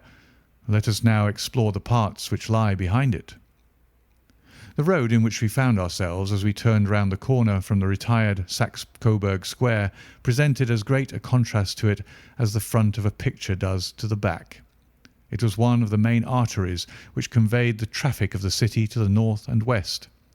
The roadway was blocked with the immense stream of commerce flowing in a double tide inward and outward, while the footpaths were black with the hurrying swarm of pedestrians.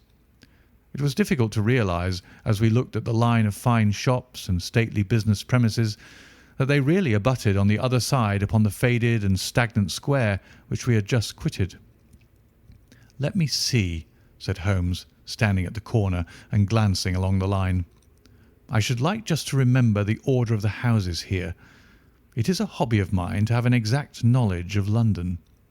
There is Mortimer's, the tobacconist, the little newspaper shop, the Coburg branch of the City and Suburban Bank, the Vegetarian Restaurant, and Macfarlane's carriage-building depot. That carries us right on to the other block.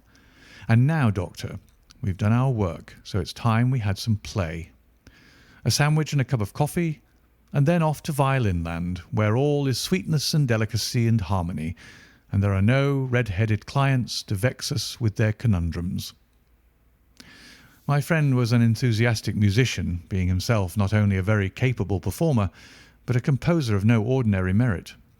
All the afternoon he sat in the stalls, wrapped in the most perfect happiness, gently waving his long, thin fingers in time to the music, while his gently smiling face and his languid, dreamy eyes were as unlike those of Holmes the sleuth-hound, Holmes the relentless, keen-witted, ready-handed criminal agent, as it was possible to conceive.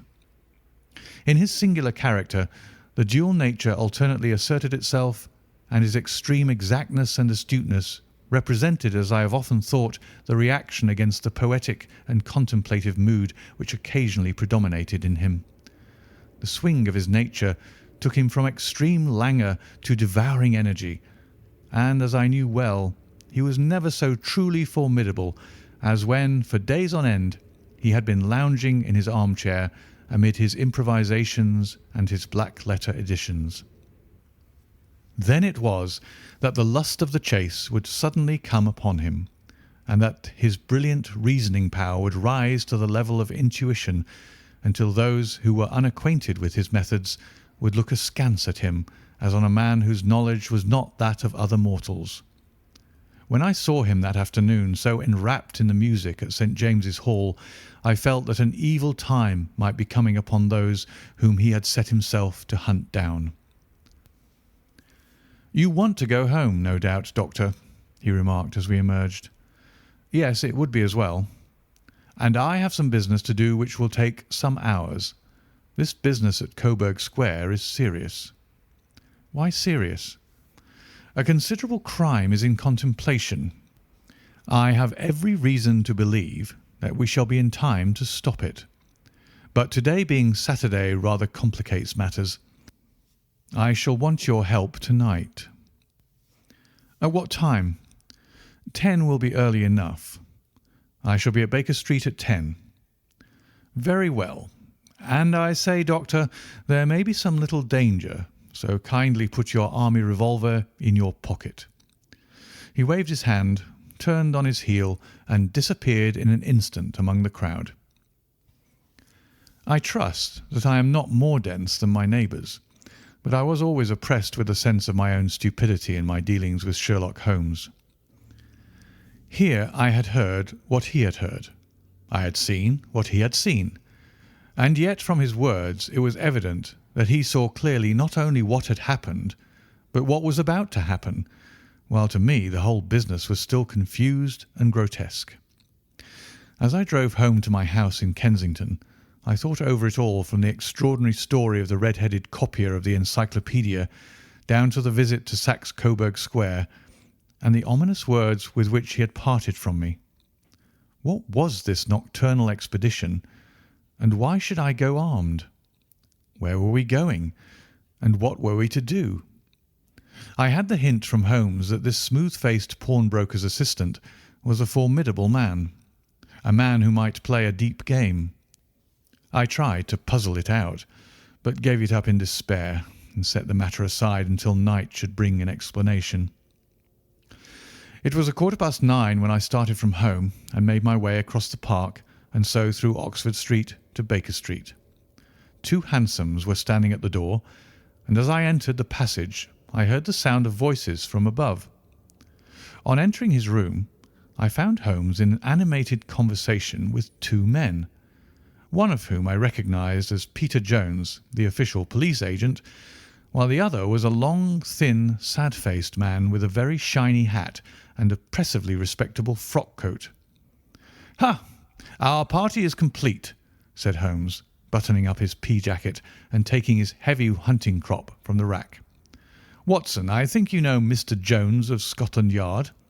Let me introduce you to Mr. Merryweather, who is to be our companion in tonight's adventure." "We are hunting in couples again, Doctor, you see," said Jones in his consequential way. "Our friend here is a wonderful man for starting a chase. All he wants is an old dog to help him to do the running down." "I hope a wild goose may not prove to be the end of our chase," observed Mr. Merryweather gloomily. "You may place considerable confidence in Mr. Holmes, sir," said the police agent loftily. "He has his own little methods, which are, if you won't mind my saying so, just a little too theoretical and fantastic, but he has the makings of a detective in him. It is not too much to say that once or twice, as in that business of the Sholto murder and the Agra treasure, he has been more nearly correct than the official force."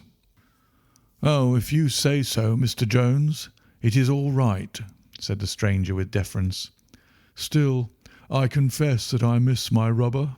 It is the first Saturday night for 27 years that I have not had my rubber." "I think you will find," said Sherlock Holmes, "that you will play for a higher stake tonight than you have ever done yet, and that the play will be more exciting. For you, Mr. Merryweather, the stake will be some £30,000, and for you, Jones, it will be the man upon whom you wish to lay your hands." "John Clay, the murderer, thief, smasher, and forger. He's a young man, Mr. Merryweather, but he is at the head of his profession, and I would rather have my bracelets on him than any criminal in London. He's a remarkable man, is young John Clay. His grandfather was a royal duke, and he himself has been to Eton and Oxford. His brain is as cunning as his fingers, and though we might meet signs of him at every turn, we never know where to find the man himself. He'll crack a crib in Scotland one week and be raising money to build an orphanage in Cornwall the next. I've been on his track for years and have never set eyes on him yet." "I hope that I might have the pleasure of introducing you tonight." "I've had 1 or 2 little turns also with Mr. John Clay, and I agree with you that he is at the head of his profession. It is past 10, however, and quite time that we started. If you two will take the first hansom, Watson and I will follow in the second." Sherlock Holmes was not very communicative during the long drive, and lay back in the cab humming the tunes which he had heard in the afternoon. We rattled through an endless labyrinth of gaslit streets until we emerged into Farrington Street. "We are close there now," my friend remarked. "This fellow Merryweather is a bank director and personally interested in the matter. I thought it as well to have Jones with us also. He's not a bad fellow, though an absolute imbecile in his profession. He has one positive virtue. He's as brave as a bulldog and as tenacious as a lobster if he gets his claws upon anyone.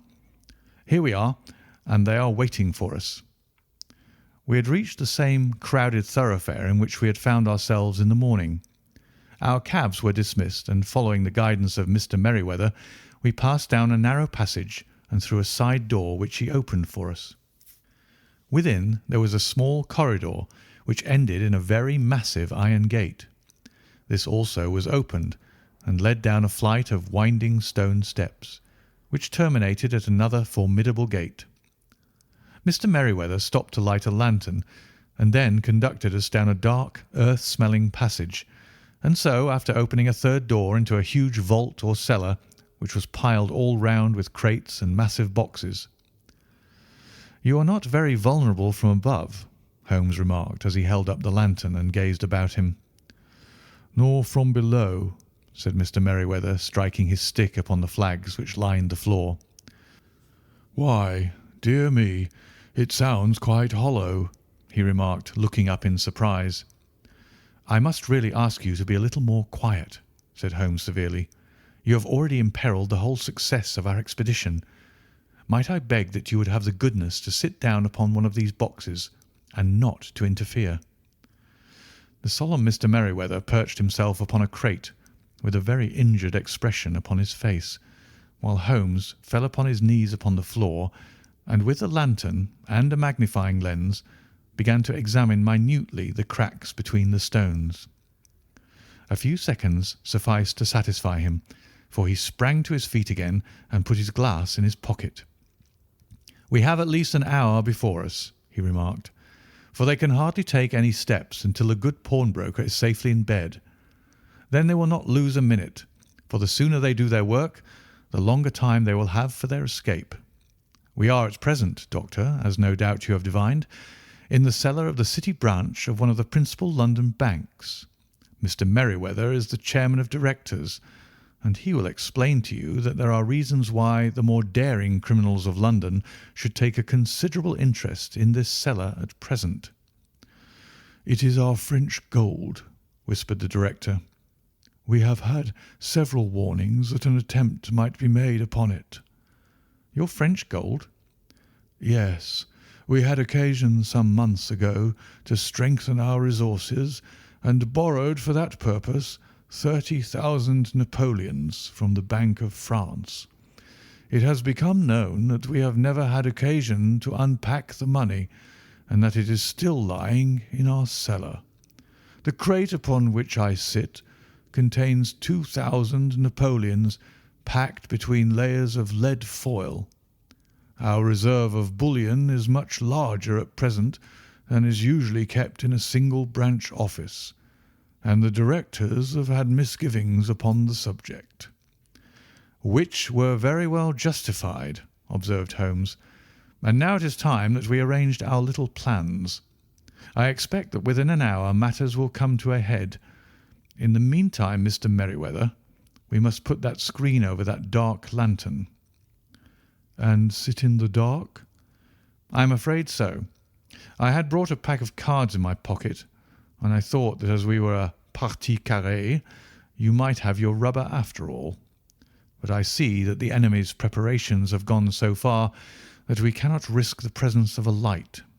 And first of all, we must choose our positions. These are daring men, and though we shall take them at a disadvantage, they may do us some harm unless we are careful. I shall stand behind this crate, and do you conceal yourselves behind those. Then, when I flash a light upon them, close in swiftly. If they fire, Watson, have no compunction about shooting them down." I placed my revolver, cocked, upon the top of the wooden case behind which I crouched. Holmes shot the slide across the front of his lantern and left us in pitch darkness. Such an absolute darkness as I had never before experienced. The smell of hot metal remained to assure us that the light was still there, ready to flash out at a moment's notice. To me, with my nerves worked up to a pitch of expectancy, there was something depressing and subduing in the sudden gloom and in the cold, dank air of the vault. "They have but one retreat," whispered Holmes. "That is back through the house into Saxe Coburg Square. I hope that you have done what I asked you, Jones." "I have an inspector and 2 officers waiting at the front door." "Then we have stopped all the holes, and now we must be silent and wait." What a time it seemed! From comparing notes afterwards, it was but an hour and a quarter. Yet it appeared to me that the night must have almost gone and the dawn be breaking above us. My limbs were weary and stiff, for I feared to change my position. Yet my nerves were worked up to the highest pitch of tension, and my hearing was so acute that I could hear the gentle breathing of my companions, but I could distinguish the deeper, heavier in-breath of the bulky Jones from the thin, sighing note of the bank director. From my position I could look over the case in the direction of the floor. Suddenly my eyes caught the glint of a light. At first it was but a lurid spark upon the stone pavement. Then it lengthened out until it became a yellow line, and then, without any warning or sound, a gash seemed to open and a hand appeared, a white, almost womanly hand, which felt about in the centre of the little area of the light. For a minute or more the hand, with its writhing fingers, protruded out of the floor. Then it was withdrawn as suddenly as it appeared, and all was dark again save the single lurid spark which marked a chink between the stones. Its disappearance, however, was but momentary. With a rending, tearing sound, one of the broad white stones turned over upon its side and left a square, gaping hole through which streamed the light of a lantern. Over the edge there peeped a clean-cut, boyish face, which looked keenly about it, and then, with a hand on either side of the aperture, drew itself shoulder-high and waist-high until one knee rested upon the edge. In another instant he stood at the side of the hole and was hauling after him a companion, lithe and small like himself, with a pale face and a shock of very red hair. "It is all clear," he whispered. "Have you the chisel and the bags? Great Scott! Jump, Archie, jump, and I'll swing for it." Sherlock Holmes had sprung out and seized the intruder by the collar. The other dived down the hole, and I heard the sound of rending cloth as Jones clutched at his skirts. The light flashed upon the barrel of a revolver, but Holmes' hunting crop came down on the man's wrist, and the pistol clinked upon the stone floor. "It's no use, John Clay," said Holmes blandly. "You have no chance at all." "So I see," the other answered with the utmost coolness. "I fancy that my pal is all right, though. I see you've got his coat-tails." "There are 3 men waiting for him at the door," said Holmes. "Oh, indeed, you seem to have done the thing very completely. I must compliment you." "And I you," Holmes answered. "Your red-headed idea was very new and effective." "You'll see your pal again presently," said Jones. "He's quicker at climbing down holes than I am. Just hold out while I fix the derbies." "I beg that you'll not touch me with your filthy hands," remarked our prisoner as the handcuffs clattered upon his wrists. "You may not be aware that I have royal blood in my veins. Have the goodness also, when you address me, always to say sir and please." "All right," said Jones with a stare and a snigger. "Well, would you please, sir, march upstairs where we can get a cab to carry your highness to the police station?" "That is better," said John Clay serenely. He made a sweeping bow to the 3 of us and walked quietly off in the custody of the detective. "Really, Mr. Holmes," said Mr. Merryweather as we followed them from the cellar, "I do not know how the bank can thank you or repay you. There is no doubt that you have detected and defeated in the most complete manner one of the most determined attempts at bank robbery that have ever come within my experience." "I have had 1 or 2 little scores of my own to settle with Mr. John Clay," said Holmes. "I have been at some small expense over this matter, which I shall expect the bank to refund. But beyond that I am amply repaid by having had an experience which is in many ways unique, and by hearing the very remarkable narrative of the Red-Headed League. You see, Watson," he explained in the early hours of the morning as we sat over a glass of whisky and soda in Baker Street, "it was perfectly obvious from the first that the only possible object of this rather fantastic business of the advertisement of the League and the copying of the encyclopaedia must be to get this not over-bright pawnbroker out of the way for a number of hours every day. It was a curious way of managing it, but really it would be difficult to suggest a better. The method was no doubt suggested to Clay's ingenious mind by the colour of his accomplice's hair. The £4 a week was a lure which must draw him, and what was it to them who were playing for thousands? They put in the advertisement, One rogue has the temporary office, the other rogue incites the man to apply for it, and together they manage to secure his absence every morning in the week. From the time that I heard of the assistant having come for half wages, it was obvious to me that he had some strong motive for securing the situation.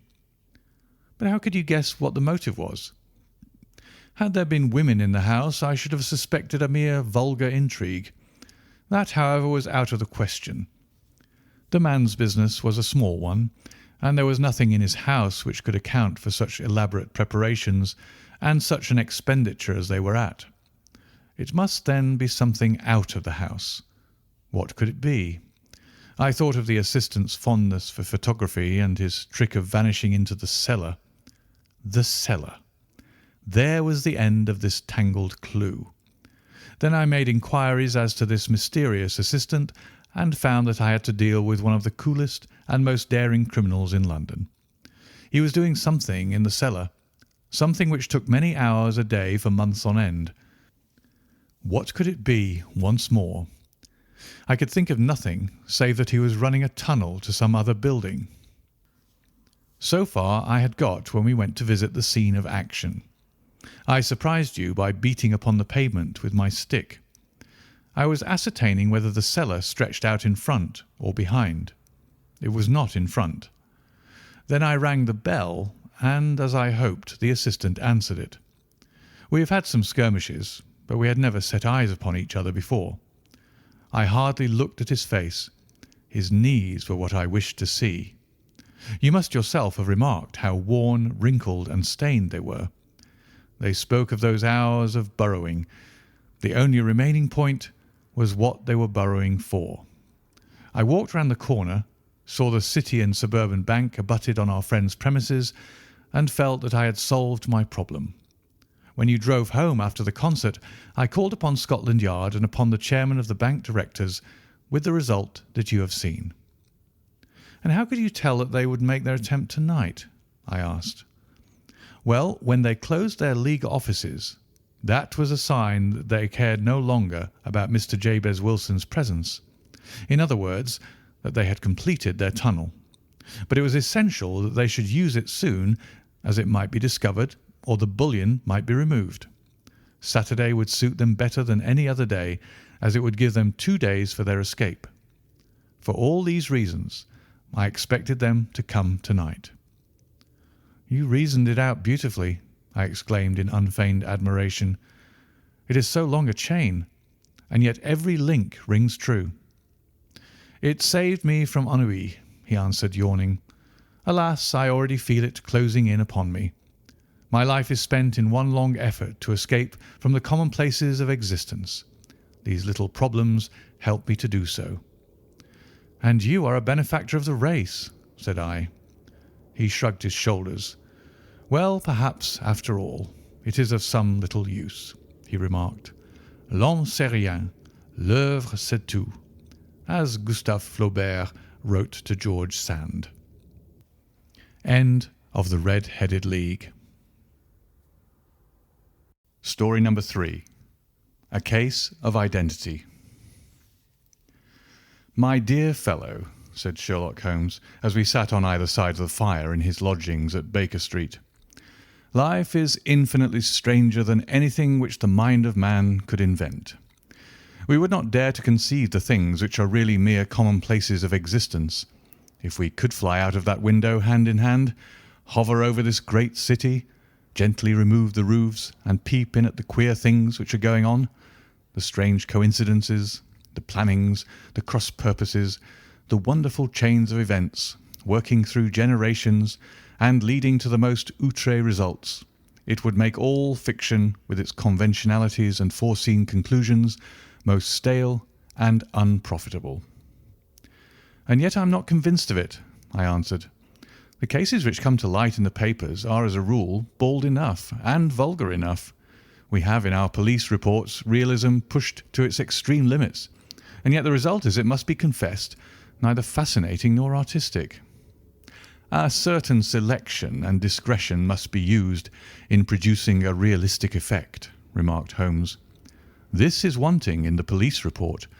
where more stress is laid, perhaps, upon the platitudes of the magistrate than upon the details which to an observer contain the vital essence of the whole matter.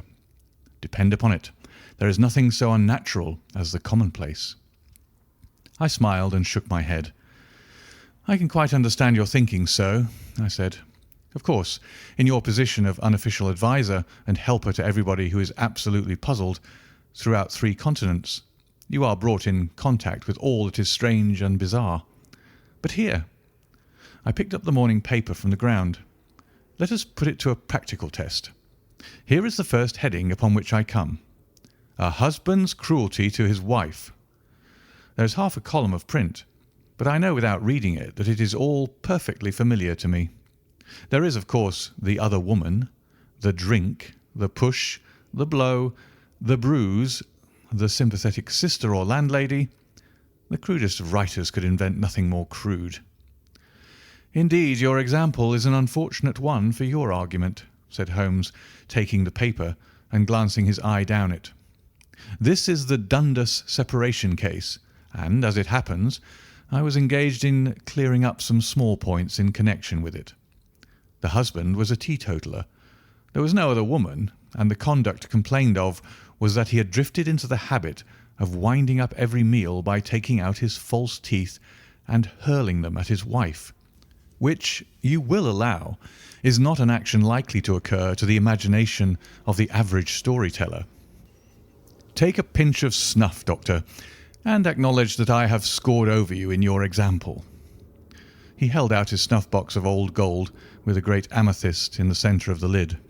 Its splendour was in such contrast to his homely ways and simple life that I could not help commenting upon it.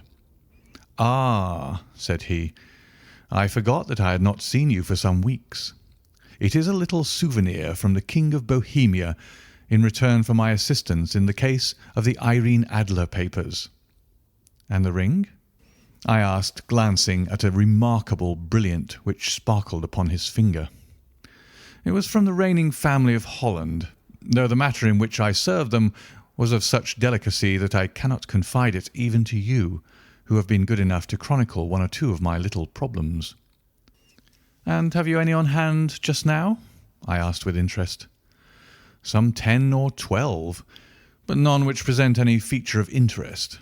They are important, you understand, without being interesting. Indeed, I have found that it is usually in unimportant matters that there is a field for the observation and for the quick analysis of cause and effect which gives the charm to an investigation. The larger crimes are apt to be the simpler, for the bigger the crime, the more obvious, as a rule, is the motive. In these cases, save for one rather intricate matter which has been referred to me from Marseille, there is nothing which presents any features of interest. It is possible, however, that I may have something better before very many minutes are over, for this is one of my clients, or I am much mistaken." He had risen from his chair and was standing between the parted blinds, gazing down into the dull, neutral-tinted London street. Looking over his shoulder, I saw that on the pavement opposite there stood a large woman with a heavy fur boa round her neck and a large curling red feather in a broad-brimmed hat which was tilted in a coquettish Duchess of Devonshire fashion over her ear. From under this great panoply she peeped up in a nervous, hesitating fashion at our windows, while her body oscillated backward and forward and her fingers fidgeted with her glove buttons. Suddenly, with a plunge, as of the swimmer who leaves the bank, she hurried across the road, and we heard the sharp clang of the bell. "I have seen those symptoms before," said Holmes, throwing his cigarette into the fire. "Oscillation upon the pavement always means an affaire de coeur. She would like advice, but is not sure that the matter is not too delicate for communication. And yet even here we may discriminate. When a woman has been seriously wronged by a man, she no longer oscillates, and the usual symptom is a broken bell wire. Here we may take it that there is a love matter, but that the maiden is not so much angry as perplexed or grieved. But here she comes in person to resolve our doubts." As he spoke there was a tap at the door, and the boy in buttons entered to announce Miss Mary Sutherland, while the lady herself loomed behind his small black figure like a full-sailed merchantman behind a tiny pilot-boat. Sherlock Holmes welcomed her with the easy courtesy for which he was remarkable, and having closed the door and bowed her into an armchair, he looked her over in the minute and yet abstracted fashion which was peculiar to him. "Do you not find," he said, "that with your short sight it is a little trying to do so much typewriting?" "I did at first," she answered, "but now I know where the letters are without looking." Then suddenly, realizing the full purport of his words, she gave a violent start and looked up with fear and astonishment upon her broad, good-humoured face. "You've heard about me, Mr. Holmes," she cried. "Else how could you know all that?" "Never mind," said Holmes, laughing. "It is my business to know things. Perhaps I've trained myself to see what others overlook. If not, why should you come to consult me?" "I came to you, sir, because I heard of you from Mrs. Etheridge, whose husband you found so easy when the police and everyone had given him up for dead. Oh, Mr. Holmes, I wish you would do as much for me. I'm not rich, but still I have 100 a year in my own right, besides the little that I make by the machine, and I would give it all to know what has become of Mr. Hosmer Angel." "Why did you come away to consult me in such a hurry?" asked Sherlock Holmes, with his finger-tips together and his eyes to the ceiling. Again a startled look came over the somewhat vacuous face of Miss Mary Sutherland. "Yes, I did bang out of the house," she said, "for it made me angry to see the easy way in which Mr. Windibank, that is, my father, took it all. He would not go to the police, and he would not go to you, and so at last, as he would do nothing and kept on saying that there was no harm done, it made me mad, and I just on with my things and came right away to you." "Your father?" said Holmes. "Your stepfather, surely, since the name is different." "Yes, my stepfather. I call him father, though it sounds funny too, for he is only 5 years and 2 months older than myself." "And your mother is alive?" "Oh, yes, mother is alive and well. I wasn't best pleased, Mr. Holmes, when she married again so soon after father's death, and a man who was nearly 15 years younger than herself. Father was a plumber in the Tottenham Court Road, and he left a tidy business behind him, which mother carried on with Mr. Hardy, the foreman. But when Mr. Windibank came, he made her sell the business, for he was very superior, being a traveller in wines. They got £4,700 for the goodwill and interest, which wasn't near as much as father could have got if he had been alive." I had expected to see Sherlock Holmes impatient under this rambling and inconsequential narrative, but on the contrary, he had listened with the greatest concentration of attention. "Your own little income," he asked, "does it come out of the business?" "Oh, no, sir. It is quite separate, and was left me by my Uncle Ned in Auckland. It is in New Zealand stock, paying 4.5%. £2,500 was the amount, but I can only touch the interest." "You interest me extremely," said Holmes, "and since you draw so large a sum as 100 a year, with what you earn into the bargain, you no doubt travel a little and indulge yourself in every way. I believe that a single lady can get on very nicely upon an income of about £60. "I could do with much less than that, Mr. Holmes, but you understand that as long as I live at home I don't wish to be a burden to them, and so they have the use of the money just while I am staying with them. Of course, that is only just for the time. Mr. Windibank draws my interest every quarter and pays it over to my mother, and I found that I can do pretty well with what I earn at typewriting. It brings me 2 pence a sheet, and I can often do from 15 to 20 sheets in a day." "You have made your position very clear to me," said Holmes. "This is my friend, Dr. Watson, before whom you can speak as freely as before myself. Kindly tell us now all about your connection with Mr. Hosmer Angel." A flush stole over Miss Sutherland's face, and she picked nervously at the fringe of her jacket. "I met him first at the gasfitters' ball," she said. "They used to send father tickets when he was alive, and then afterwards they remembered us and sent them to mother. Mr. Windibank did not wish us to go. He never did wish us to go anywhere. He would get quite mad if I wanted so much as to join a Sunday school treat. But this time I was set on going, and I would go, for what right had he to prevent? He said that folk were not fit for us to know when all father's friends were to be there.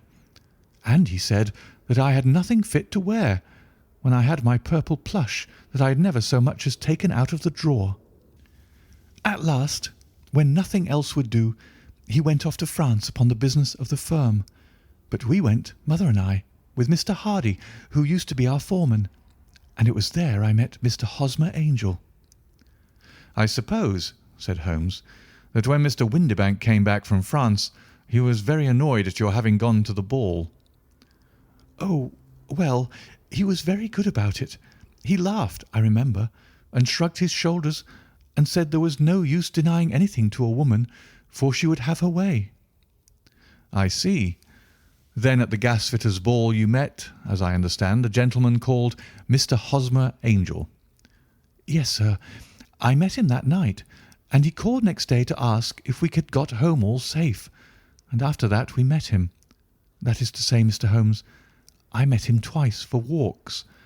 But after that father came back again, and Mr. Hosmer Angel could not come to the house any more." "No?" "Well, you know father didn't like anything of the sort. He wouldn't have any visitors if he could help it, and he used to say that a woman should be happy in her own family circle. But then, as I used to say to mother, a woman wants her own circle to begin with, and I had not got mine yet." "But how about Mr. Hosmer Angel? Did he make no attempt to see you?" "Well, father was going off to France again in a week, and Hosmer wrote and said that it would be safer and better not to see each other until he had gone. We could write in the meantime, and he used to write every day. I took the letters in the morning, so there was no need for father to know." "Were you engaged to the gentleman at this time?" "Oh, yes, Mr. Holmes. We were engaged after the first walk that we took. Hosmer, Mr. Angel, was a cashier in an office in Leadenhall Street, and—" "What office?" "That's the worst of it, Mr. Holmes. I don't know." "Where did he live, then?" "He slept on the premises." "And you don't know his address?" "No, except that it was Leadenhall Street." "Where did you address your letters, then?" "To the Leadenhall Street post office, to be left till called for. He said that if they were sent to the office, he would be chaffed by all the other clerks about having letters from a lady. So I offered to typewrite them, like he did his, but he wouldn't have that, for he said that when I wrote them they seemed to come from me, but when they were typewritten he always felt that the machine had come between us. That will just show you how fond he was of me, Mr. Holmes, and the little things that he would think of." "It was most suggestive," said Holmes. "It has long been an axiom of mine that the little things are infinitely the most important. Can you remember any other little things about Mr. Hosmer Angel?" "He was a very shy man, Mr. Holmes. He would rather walk with me in the evening than in the daylight, for he said that he hated to be conspicuous. Very retiring and gentlemanly he was. Even his voice was gentle. He'd had the quinsy and swollen glands when he was young, he told me, and it had left him with a weak throat and a hesitating, whispering fashion of speech. He was always well dressed, very neat and plain, but his eyes were weak, just as mine are, and he wore tinted glasses against the glare." "Well, and what happened when Mr. Windibank, your stepfather, returned to France?" "Mr. Hosmer Angel came to the house again and proposed that we should marry before father came back. He was in dreadful earnest, and made me swear with my hands on the testament that whatever happened I would always be true to him. Mother said he was quite right to make me swear, and that it was a sign of his passion. Mother was all in his favour from the first, and was even fonder of him than I was. Then, when they talked of marrying within the week, I began to ask about father, but they both said, never mind about father, but just to tell him afterwards, and mother said she would make it all right with him. I didn't quite like that, Mr. Holmes. It seemed funny that I should ask his leave, as he was only a few years older than me. But I didn't want to do anything on the sly, so I wrote to father at Bordeaux, where the company has its French offices. But the letter came back to me on the very morning of the wedding." "It missed him, then?" "Yes, sir, for he had started to England just before it arrived." "Ha! That was unfortunate. Your wedding was arranged, then, for the Friday. Was it to be in church?" "Yes, sir, but very quietly. It was to be at St. Saviour's near King's Cross, and we were to have breakfast afterwards at the St. Pancras Hotel. Hosmer came for us in a hansom, but as there were two of us, he put us both into it and stepped himself into a four-wheeler, which happened to be the only other cab in the street. We got to the church first, and when the four-wheeler drove up, we waited for him to step out. But he never did. And when the cabman got down from the box and looked, there was no one there. The cabman said he could not imagine what had become of him, for he had seen him get in with his own eyes. That was last Friday, Mr. Holmes, and I have never seen or heard anything since to throw any light upon what became of him." "It seems to me that you have been very shamefully treated," said Holmes. "Oh, no, sir. He was too good and kind to leave me so. Why, all the morning he was saying to me that whatever happened, it was to be true, and that even if something quite unforeseen occurred to separate us, I was always to remember that I was pledged to him and that he would claim his pledge sooner or later. It seems strange talk for a wedding morning, but what has happened since gives a meaning to it." "Most certainly it does. Your own opinion is, then, that some unforeseen catastrophe has occurred to him?" "Yes, sir. I believe that he foresaw some danger, or else he would not have talked so. And then I think that what he foresaw happened." "But you have no notion as to what it could have been?" "None." "One more question. How did your mother take the matter?" "She was angry and said that I was never to speak of the matter again." "And your father? Did you tell him?" "Yes, and he seemed to think with me that something had happened, and that I should hear of Hosmer again. As he said, what interest could anyone have in bringing me to the doors of the church and then leaving me? Now, if he had borrowed my money, or if he had married me and got my money settled on him, there might be some reason. But Hosmer was very independent about money, and never would look at a shilling of mine. And yet, what could have happened, and why could he not write? Oh, it drives me half mad to think of it, and I can't sleep a wink at night." She pulled a little handkerchief out of her muff and began to sob heavily into it. "I shall glance into the case for you," said Holmes, rising, "and I have no doubt that we shall reach some definite result. Let the weight of the matter rest upon me now, and do not let your mind dwell upon it further. Above all, try to let Mr. Hosmer Angel vanish from your memory, as he has done from your life." "Then you don't think I'll see him again?" "I fear not." "Then what has happened to him?" "You will leave that question in my hands. I should like an accurate description of him, and any letters of his which you can spare." "I advertised for him in last Saturday's Chronicle," said she. "Here is the slip, and here are 4 letters from him." "Thank you. And your address?" "Number 31, Lion Place, Camberwell." "Mr. Angel's address you never had, I understand. Where is your father's place of business?" "He travels for Westhouse and Marbank, the great claret importers of Fenchurch Street." "Thank you. You have made your statement very clearly. You will leave the papers here, and remember the advice which I have given you. Let the whole incident be a sealed book, and do not allow it to affect your life." "You are very kind, Mr. Holmes, but I cannot do that. I shall be true to Hosmer. He shall find me ready when he comes back."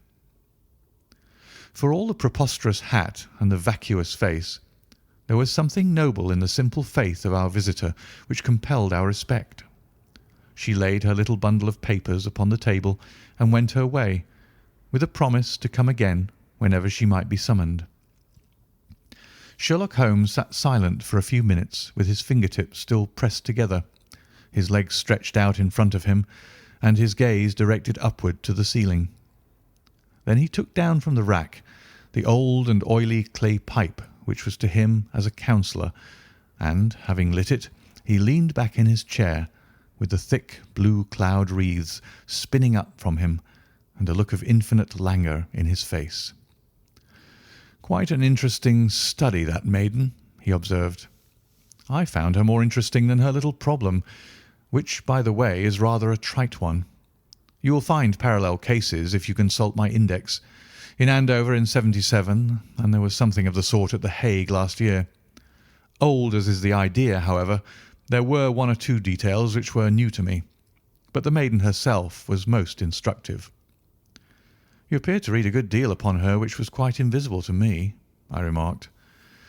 "Not invisible, but unnoticed, Watson. You did not know where to look, and so you missed all that was important. I can never bring you to realize the importance of sleeves, the suggestiveness of thumbnails, or the great issues that may hang from a bootlace. Now, what did you gather from that woman's appearance? Describe it." "Well, she had a slate-coloured broad-brimmed straw hat, with a feather of brickish red. Her jacket was black, with black beads sewn upon it, and a fringe of little black jet ornaments. Her dress was brown, rather darker than coffee colour, with a little purple plush at the neck and sleeves. Her gloves were greyish, and were worn through at the right forefinger. Her boots I didn't observe. She had small round hanging gold earrings and a general air of being fairly well-to-do in a vulgar, comfortable, easy-going way." Sherlock Holmes clapped his hands softly together and chuckled. "Upon my word, Watson, you are coming along wonderfully. You have really done very well indeed. It is true that you have missed everything of importance, but you have hit upon the method, and you have a quick eye for colour. Never trust to general impressions, my boy, but concentrate yourself upon details. My first glance is always at a woman's sleeve. In a man it is perhaps better first to take the knee of the trouser. As you observe, this woman had plush upon her sleeves, which is a most useful material for showing traces. The double line, a little above the wrist, where the typewritist presses against the table, was beautifully defined.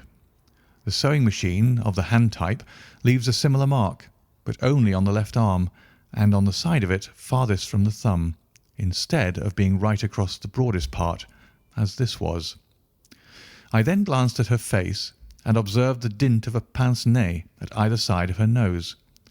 I ventured a remark upon short sight and typewriting, which seemed to surprise her. It surprised me. But surely it was obvious.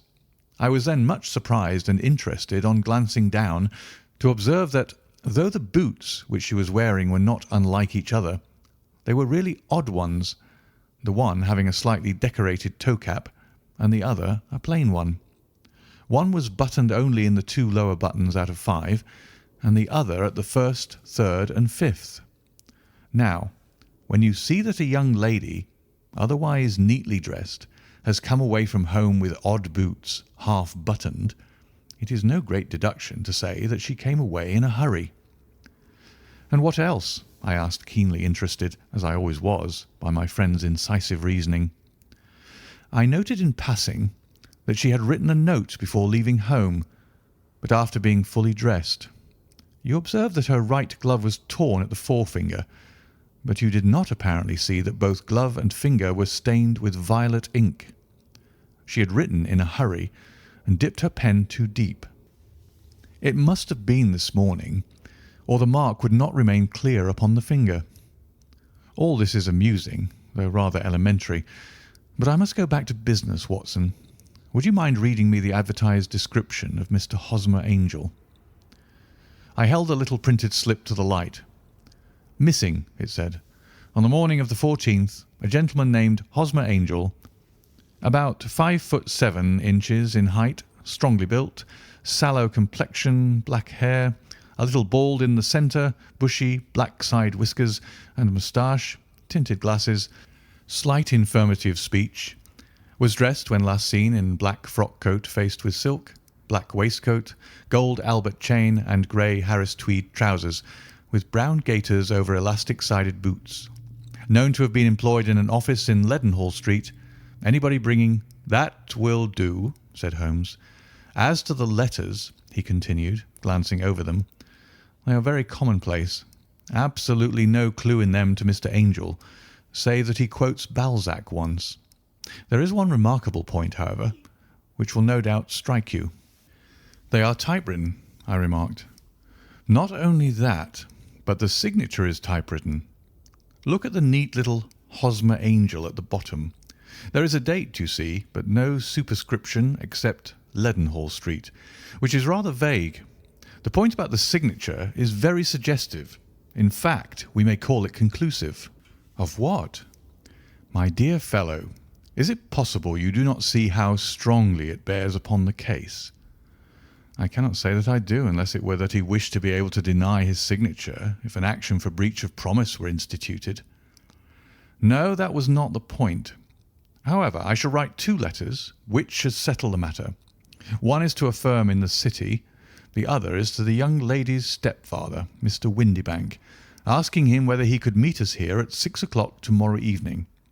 It is just as well that we should do business with the male relatives. And now, Doctor, we can do nothing until the answers to those letters come, so we may put our little problem upon the shelf for the interim." I had had so many reasons to believe in my friend's subtle powers of reasoning and extraordinary energy in action that I felt that he must have some solid grounds for the assured and easy demeanour with which he treated the singular mystery which he had been called upon to fathom. Once only had I known him to fail, in the case of the King of Bohemia and of the Irene Adler photograph. But when I looked back to the weird business of the sign of the 4, and the extraordinary circumstances connected with the study in scarlet, I felt that it would be a strange tangle indeed which he could not unravel. I left him then, still puffing at his black clay pipe, with the conviction that when I came again on the next evening, I would find that he held in his hands all the clues which would lead up to the identity of the disappearing bridegroom of Miss Mary Sutherland. A professional case of great gravity was engaging my own attention at the time, and the whole of the next day I was busy at the bedside of the sufferer. It was not until close upon 6 o'clock that I found myself free and was able to spring into a hansom and drive to Baker Street, half afraid that I might be too late to assist at the denouement of the little mystery. I found Sherlock Holmes alone, however, half asleep, with his long, thin form curled up in the recesses of his armchair. A formidable array of bottles and test tubes, with the pungent, cleanly smell of hydrochloric acid, told me that he had spent his day in the chemical work which was so dear to him. "Well, have you solved it?" I asked as I entered. "Yes, it was the bisulphate of baryta." "No, no, the mystery," I cried. "Oh, that! I thought of the salt that I had been working upon. There was never any mystery in the matter, though, as I said yesterday, some of the details are of interest. The only drawback is that there is no law, I fear, that can touch the scoundrel." "Who was he, then, and what was his object in deserting Miss Sutherland?" The question was hardly out of my mouth, and Holmes had not yet opened his lips to reply, when we heard a heavy footfall in the passage and a tap at the door. "This is the girl's stepfather, Mr. James Windibank," said Holmes. "He has written to me to say that he would be here at 6. Come in." The man who entered was a sturdy, middle-sized fellow, some 30 years of age, clean-shaven and sallow-skinned, with a bland, insinuating manner and a pair of wonderfully sharp and penetrating grey eyes. He shot a questioning glance at each of us, placed his shiny top hat upon the sideboard, and with a slight bow sidled down into the nearest chair. "Good evening, Mr. James Windibank," said Holmes. "I think that this typewritten letter is from you. in which you made an appointment with me for 6 o'clock." "Yes, sir. I'm afraid that I'm a little late, but I'm not quite my own master, you know. I am sorry that Miss Sutherland has troubled you about this little matter, for I think it is far better not to wash linen of the sort in public.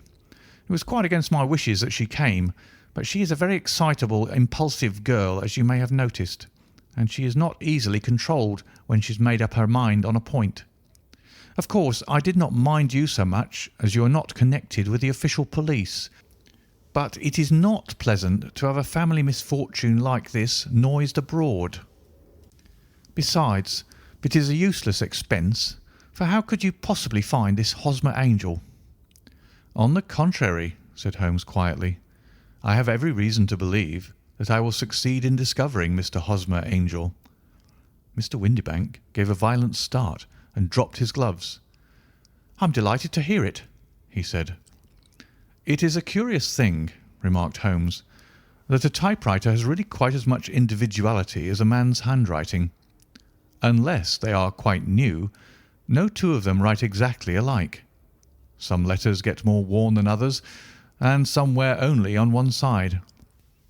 Now, you remark in this note of yours, Mr. Windibank, that in every case there is some little slurring over of the E and a slight defect in the tail of the R. There are 14 other characteristics, but those are the more obvious. We do all our correspondence with this machine at the office, and no doubt it is a little worn," our visitor answered, glancing keenly at Holmes with his bright little eyes. "And now I will show you what is really a very interesting study, Mr. Windibank," Holmes continued. "I think of writing another little monograph some of these days on the typewriter and its relation to crime. It is a subject to which I have devoted some little attention. I have here 4 letters which purport to come from the missing man. They are all typewritten. In each case, not only are the E's slurred and the R's tailless, but you will observe, if you care to use my magnifying lens, that the 14 other characteristics to which I have alluded are there as well." Mr. Windibank sprang out of his chair and picked up his hat. "I cannot waste time over this sort of fantastic talk, Mr. Holmes," he said. "If you can catch the man, catch him, and let me know when you have done it." "Certainly," said Holmes, stepping over and turning the key in the door. "I let you know, then, that I have caught him." "What? Where?" shouted Mr. Windibank, turning white to his lips and glancing about him like a rat in a trap. "Oh, it won't do, really it won't," said Holmes suavely. "There is no possible getting out of it, Mr. Windibank. It is quite too transparent, and it was a very bad compliment when you said that it was impossible for me to solve so simple a question. That's right. Sit down and let us talk it over." Our visitor collapsed into a chair with a ghastly face and a glitter of moisture on his brow. It's not actionable," he stammered. "I am very much afraid that it is not. But between ourselves, Windibank, it was as cruel and selfish and heartless a trick in a petty way as ever came before me. Now let me just run over the course of events, and you will contradict me if I go wrong." The man sat huddled up in his chair with his head sunk upon his breast, like one who is utterly crushed. Holmes stuck his feet up on the corner of the mantelpiece and, leaning back with his hands in his pockets, began talking, rather to himself, as it seemed, than to us. "The man married a woman very much older than himself for her money," said he, "and he enjoyed the use of the money of the daughter as long as she lived with them. It was a considerable sum for people in their position, and the loss of it would have made a serious difference. It was worth an effort to preserve it. The daughter was of a good, amiable disposition, but affectionate and warm-hearted in her ways, so that it was evident that with her fair personal advantages and her little income she would not be allowed to remain single long. Now her marriage would mean, of course, the loss of 100 a year. So what does her stepfather do to prevent it? He takes the obvious course of keeping her at home and forbidding her to seek the company of people of her own age. But soon he found that they would not answer forever. She became restive, insisted upon her rights, and finally announced her positive intention of going to a certain ball. What does her clever stepfather do then? He conceives an idea more creditable to his head than to his heart. With the connivance and assistance of his wife, he disguised himself, covered those keen eyes with tinted glasses, masked the face with a moustache and a pair of bushy whiskers, sunk that clear voice into an insinuating whisper, and doubly secure on account of the girl's short sight, he appears as Mr. Hosmer Angel, and keeps off other lovers by making love himself. "It was only a joke at first," groaned our visitor. "We never thought that she would have been so carried away." "Very likely not.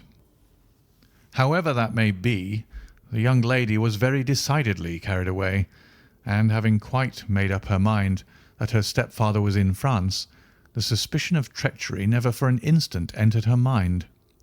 She was flattered by the gentleman's attentions, and the effect was increased by the loudly expressed admiration of her mother.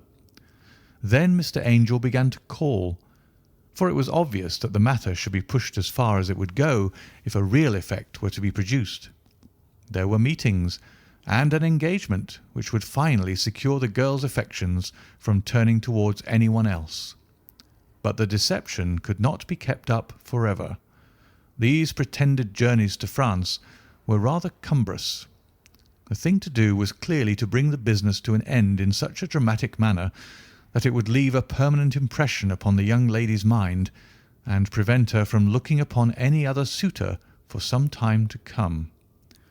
Hence those vows of fidelity exacted upon a testament, and hence also the allusions to a possibility of something happening on the very morning of the wedding. James Windibank wished Miss Sutherland to be so bound to Hosmer Angel, and so uncertain as to his fate, that for 10 years to come, at any rate, she would not listen to another man. As far as the church door he brought her, and then, as he could go no farther, he conveniently vanished away by the old trick of stepping in at one door of a four-wheeler and out at the other. I think that was the chain of events, Mr. Windibank." Our visitor had recovered something of his assurance while Holmes had been talking, and he rose from his chair now with a cold sneer upon his pale face. "It may be so, or it may not, Mr. Holmes," said he. "But if you are so very sharp, you ought to be sharp enough to know that it is you who are breaking the law now, and not me. I have done nothing actionable from the first, but as long as you keep that door locked, you lay yourself open to an action for assault and illegal constraint." "The law cannot, as you say, touch you," said Holmes, unlocking and throwing open the door. "Yet there never was a man who deserved punishment more. If the young lady has a brother or a friend, he ought to lay a whip across your shoulders, by Jove," he continued, flushing up at the sight of the bitter sneer upon the man's face. "It is not part of my duties to my client, but here's a hunting crop handy, and I think I shall just treat myself to—" He took 2 swift steps to the whip, but before he could grasp it there was a wild clatter of steps upon the stairs. The heavy hall door banged, and from the window we could see Mr. James Windibank running at the top of his speed down the road. "There's a cold-blooded scoundrel," said Holmes, laughing as he threw himself down into his chair once more.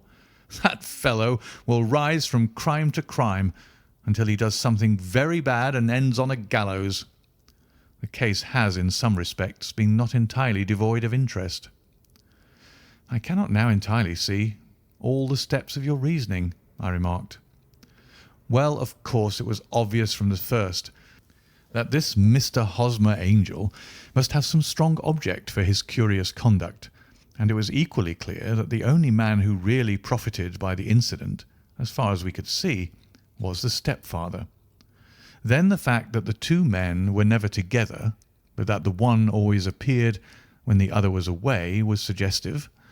So were the tinted spectacles and the curious voice, which both hinted at a disguise, as did the bushy whiskers. My suspicions were all confirmed by his peculiar action in typewriting his signature, which of course inferred that his handwriting was so familiar to her that she would recognise even the smallest sample of it. You see, all these isolated facts, together with many minor ones, all pointed in the same direction. And how did you verify them? Having once spotted my man, it was easy to get corroboration. I knew the firm for which this man worked.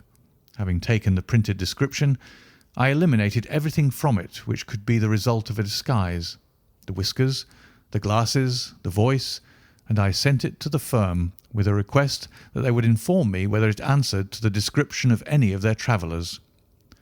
I had already noticed the peculiarities of the typewriter, and I wrote to the man himself at his business address, asking him if he would come here. As I expected, his reply was typewritten and revealed the same trivial but characteristic defects. The same post brought me a letter from Westhouse and Marbank of Fenchurch Street to say that the description tallied in every respect with that of their employee, James Windibank. And Miss Sutherland? If I tell her, she will not believe me. You may remember the old Persian saying, "There is danger for him who taketh the tiger cub, and danger also for whoso snatches a delusion from a woman." There is as much sense in Hafiz as in Horace, and as much knowledge of the world. End of A Case of Identity. Story 4. The Boscombe Valley Mystery. We were seated at breakfast one morning, my wife and I, when the maid brought in a telegram. It was from Sherlock Holmes and ran in this way. "Have you a couple of days to spare? Have just been wired for from the west of England in connection with Boscombe Valley tragedy. Shall be glad if you will come with me. Air and scenery perfect. Leave Paddington by the 11:15. "What do you say, dear?" said my wife, looking across at me. "Will you go?" "I really don't know what to say. I have a fairly long list at present." "Oh, Anstruther would do the work for you. You've been looking a little pale lately. I think that the change would do you good, and you're always so interested in Mr. Sherlock Holmes's cases." "I should be ungrateful if I were not, seeing what I gained through one of them," I answered. "But if I'm to go, I must pack at once, for I have only half an hour." My experience of camp life in Afghanistan had at least had the effect of making me a prompt and ready traveller. My wants were few and simple, so that in less than the time stated I was in a cab with my valise, rattling away to Paddington Station. Sherlock Holmes was pacing up and down the platform, his tall, gaunt figure made even gaunter and taller by his long, grey travelling cloak and close-fitting cloth cap. "It is really very good of you to come, Watson," said he. "It makes a considerable difference to me, having someone with me on whom I can thoroughly rely. Local aid is always either worthless or else biased. If you will keep the 2 corner seats, I shall get the tickets." We had the carriage to ourselves, save for an immense litter of papers which Holmes had brought with him. Among these he rummaged and read, with intervals of note-taking and of meditation, until we were past Reading. Then he suddenly rolled them all into a gigantic ball and tossed them up onto the rack. "Have you heard anything of the case?" he asked. "Not a word. I have not seen a paper for some days. The London press has not had very full accounts. I have just been looking through all the recent papers in order to master the particulars. It seems, from what I gather, to be one of those simple cases which are so extremely difficult." That sounds a little paradoxical, but it is profoundly true. Singularity is almost invariably a clue. The more featureless and commonplace a crime is, the more difficult it is to bring it home. In this case, however, they have established a very serious case against the son of the murdered man. It is a murder, then? Well, it is conjectured to be so. I shall take nothing for granted until I have the opportunity of looking personally into it. I will explain the state of things to you, as far as I have been able to understand it, in a very few words. Boscombe Valley is a country district not very far from Ross, in Herefordshire. The largest landed proprietor in that part is a Mr. John Turner, who made his money in Australia and returned some years ago to the old country. One of the farms which he held, that of Hatherley, was let to Mr. Charles McCarthy, who was also an ex-Australian. The men had known each other in the colonies, so that it was not unnatural that when they came to settle down, they should do so as near each other as possible.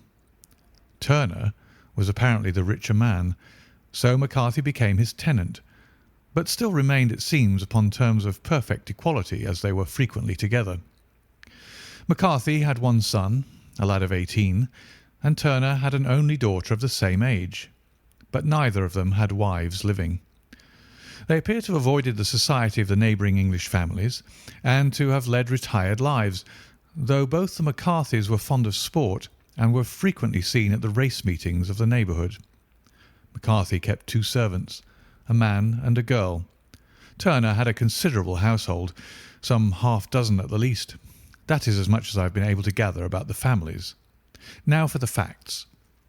On June 3rd, that is, on Monday last, McCarthy left his house at Hatherley about 3 in the afternoon and walked down to the Boscombe Pool, which is a small lake formed by the spreading out of the stream which runs down the Boscombe Valley.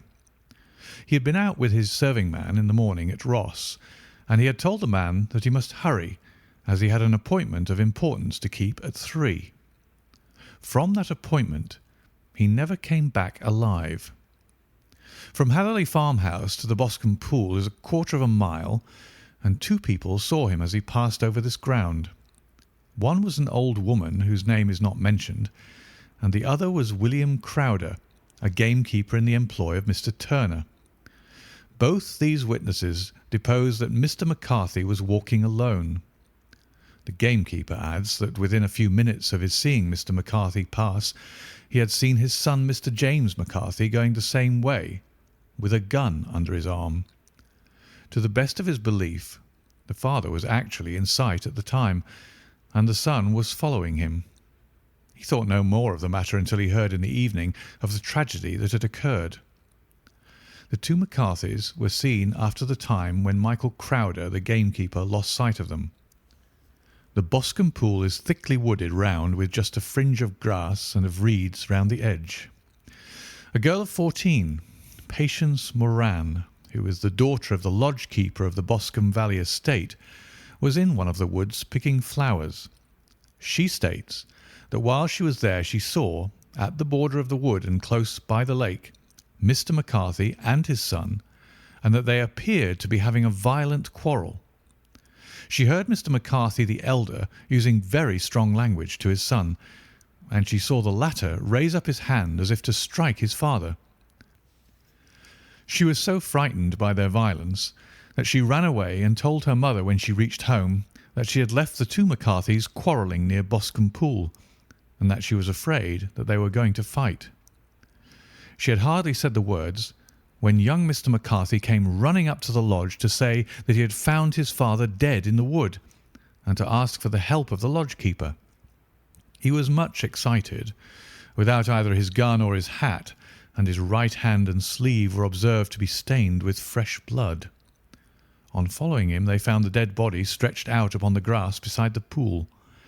The head had been beaten in by repeated blows of some heavy and blunt weapon. The injuries were such as might very well have been inflicted by the butt end of his son's gun, which was found lying on the grass within a few paces of the body. Under these circumstances the young man was instantly arrested, and a verdict of wilful murder having been returned at the inquest on Tuesday, he was on Wednesday brought before the magistrates at Ross, who have referred the case to the next assizes. Those are the main facts of the case as they came out before the coroner and the police court. "I could hardly imagine a more damning case," I remarked. "If ever circumstantial evidence pointed to a criminal, it does so here." "Circumstantial evidence is a very tricky thing," answered Holmes thoughtfully. "It may seem to point very straight to one thing, but if you shift your own point of view a little, you may find it pointing in an equally uncompromising manner to something entirely different.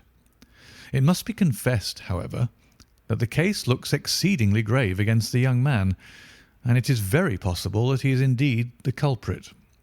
There are several people in the neighbourhood, however, and among them Miss Turner, the daughter of the neighbouring landowner, who believe in his innocence, and who have retained Lestrade, whom you may recollect in connection with the study in scarlet, to work out the case in his interest.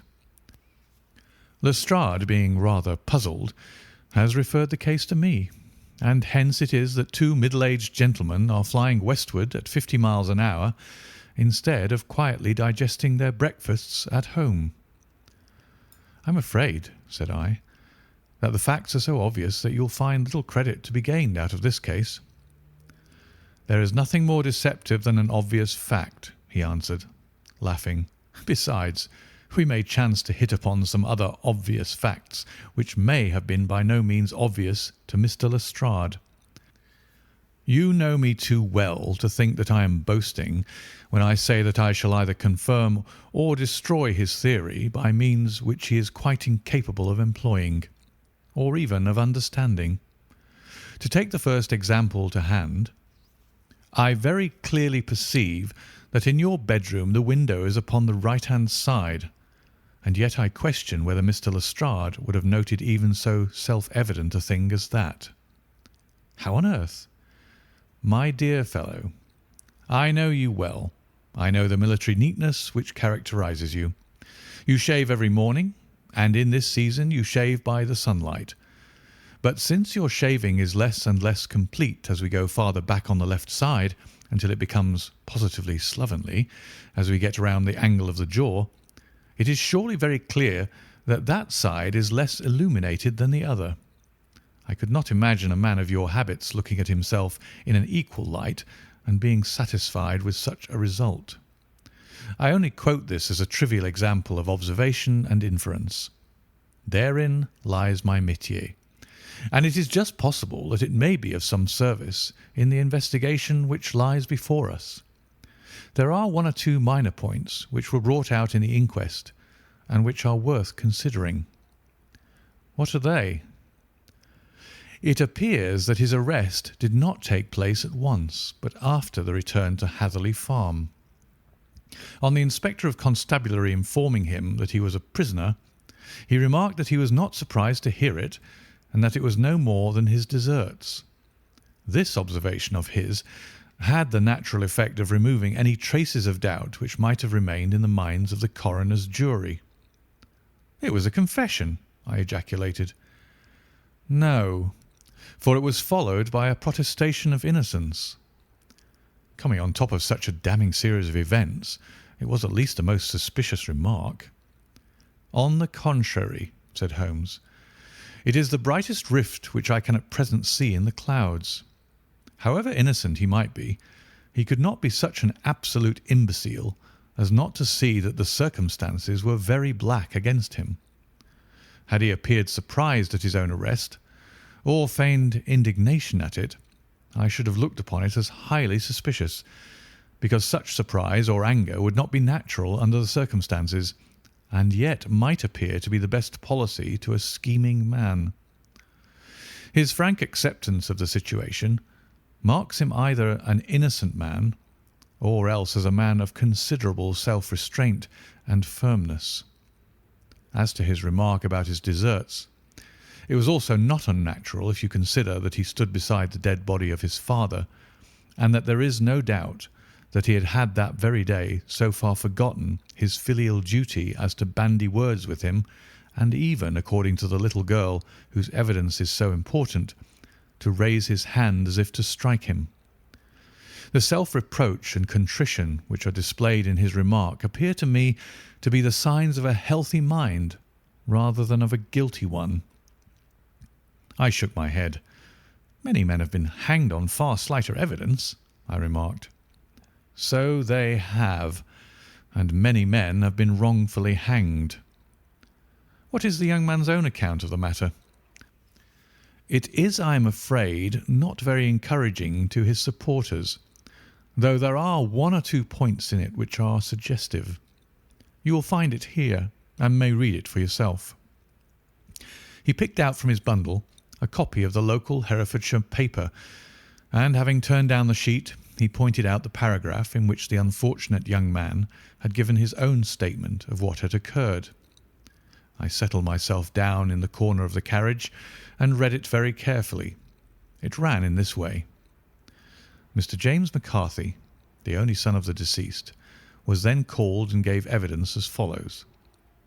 I had been away from home for 3 days at Bristol, and had only just returned upon the morning of last Monday, the 3rd.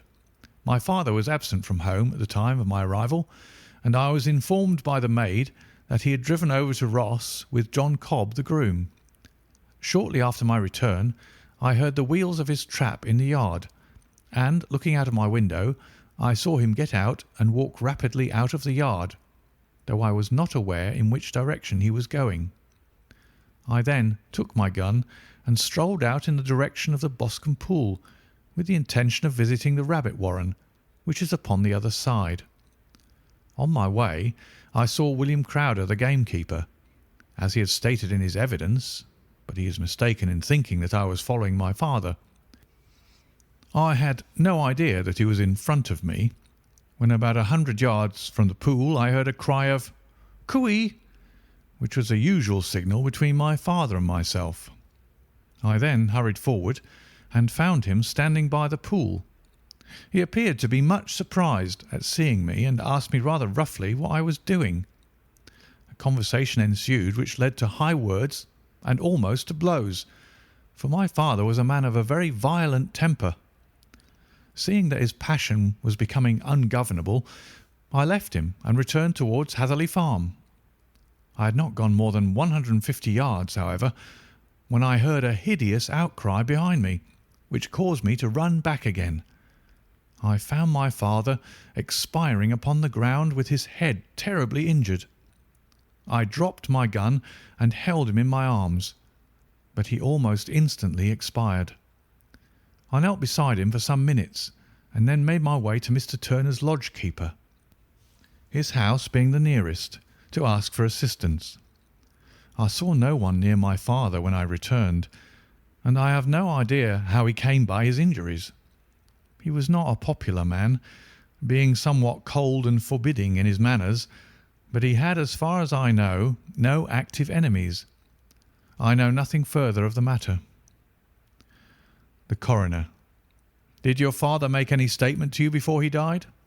Witness: He mumbled a few words, but I could only catch some allusion to a rat. The Coroner: What did you understand by that? Witness: It conveyed no meaning to me. I thought that he was delirious. The Coroner: What was the point upon which you and your father had this final quarrel? Witness: I should prefer not to answer. The Coroner: I am afraid that I must press it. Witness: It is really impossible for me to tell you. I can assure you that it has nothing to do with the sad tragedy which followed. The Coroner: That is for the court to decide. I need not point out to you that your refusal to answer will prejudice your case considerably in any future proceedings which may arise. Witness: I must still refuse. The Coroner: I understand that the cry of "Cooey" was a common signal between you and your father. Witness: It was. The Coroner: How was it, then, that he uttered it before he saw you, and before he even knew that you had returned from Bristol? Witness, with considerable confusion: I don't know. A Juryman: Did you see nothing which aroused your suspicions when you returned on hearing the cry and found your father fatally injured? Witness: Nothing definite. The Coroner: What do you mean? Witness: I was so disturbed and excited as I rushed out into the open that I could think of nothing except of my father. Yet I have a vague impression that as I ran forward something lay upon the ground to the left of me. It seemed to me to be something grey in colour, a coat of some sort, or plaid perhaps. When I rose from my father, I looked round for it, but it was gone. Do you mean that it disappeared before you went for help? Yes, it was gone. You cannot say what it was? No, I had a feeling something was there. How far from the body? 12 yards or so. And how far from the edge of the wood?" "About the same." "Then if it was removed, it was while you were within a dozen yards of it?" "Yes, but with my back towards it." This concluded the examination of the witness. "I see," said I, as I glanced down the column. The coroner in his concluding remarks was rather severe upon young McCarthy. He calls attention, and with reason, to the discrepancy about his father having signalled to him before seeing him, also to his refusal to give details of his conversation with his father, and his singular account of his father's dying words. They are all, as he remarks, very much against the son. Holmes laughed softly to himself and stretched himself out upon the cushioned seat. "Both you and the coroner have been at some pains," said he, "to single out the very strongest points in the young man's favour. Don't you see that you alternately give him credit for having too much imagination and too little? Too little if he could not invent a cause of quarrel which would give him the sympathy of the jury. Too much if he evolved from his own inner consciousness anything so outré as a dying reference to a rat and the incident of the vanishing cloth. No, sir, I shall approach this case from the point of view that what this young man says is true, and we shall see whither that hypothesis will lead us. And now, here is my pocket Petrarch, and not another word shall I say of this case until we are on the scene of action. We lunch at Swindon, and I see that we shall be there in 20 minutes. It was nearly 4 o'clock when we at last, having passed through the beautiful Stroud Valley and over the broad gleaming Severn, found ourselves at the pretty little country town of Ross. A lean, ferret-like man, furtive and sly-looking, was waiting for us upon the platform. In spite of the light brown dust coat and leather leggings which he wore in deference to his rustic surroundings, I had no difficulty in recognising Lestrade of Scotland Yard. With him we drove to the Hereford Arms, where a room had already been engaged for us. "I have ordered a carriage," said Lestrade as we sat over a cup of tea. "I knew your energetic nature, and that you would not be happy until you had been on the scene of the crime." "It was very nice and complimentary of you," Holmes answered. "It is entirely a question of barometric pressure." Lestrade looked startled. "I do not quite follow," he said. "How is the glass?" 29, I see. No wind, and not a cloud in the sky. I have a caseful of cigarettes here which need smoking, and the sofa is very much superior to the usual country hotel abomination. I do not think that it is probable that I shall use the carriage tonight." Lestrade laughed indulgently. "You have no doubt already formed your conclusions from the newspapers," he said. "The case is as plain as a pikestaff, and the more one goes into it, the plainer it becomes. Still, of course, one can't refuse a lady, and such a very positive one. She has heard of you, and would have your opinion, though I repeatedly told her that there was nothing which you could do which I had not already done. Why, bless my soul, here is her carriage at the door." He had hardly spoken before there rushed into the room one of the most lovely young women that I have ever seen in my life.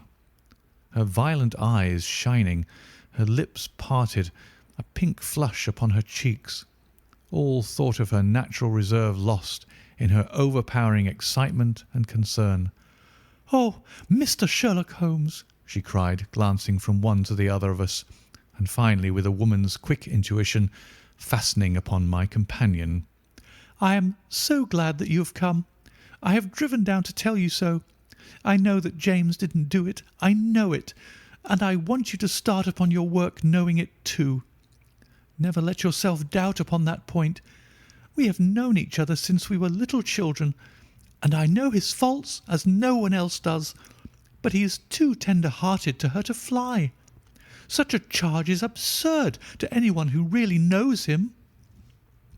"I hope we may clear him, Miss Turner," said Sherlock Holmes. "You may rely upon my doing all that I can." "But you have read the evidence. You have formed some conclusions. Do you not see some loophole, some flaw? Do you not yourself think that he is innocent?" "I think that is very probable." "There now!" she cried, throwing back her head and looking defiantly at Lestrade. "You hear? He gives me hopes." Lestrade shrugged his shoulders. "I am afraid that my colleague has been a little quick in forming his conclusions," he said. "But he is right. Oh, I know that he is right. James never did it. And about his quarrel with his father, I am sure that the reason why he would not speak about it to the coroner was because I was concerned in it." "In what way?" asked Holmes. "It is no time for me to hide anything. James and his father had many disagreements about me. Mr. McCarthy was very anxious that there should be a marriage between us. James and I have always loved each other as brother and sister, but of course he is young and has seen very little of life yet, and, well, he naturally did not wish to do anything like that yet. So there were quarrels, and this, I am sure, was one of them." "And your father?" asked Holmes. "Was he in favour of such a union?" "No, he was averse to it also. No one but Mr. McCarthy was in favour of it." A quick blush passed over her fresh young face as Holmes shot one of his keen, questioning glances at her. "Thank you for this information," said he. "May I see your father if I call tomorrow?" "I'm afraid the doctor won't allow it." "The doctor?" "Yes. Have you not heard? Poor father has never been strong for years back, but this has broken him down completely.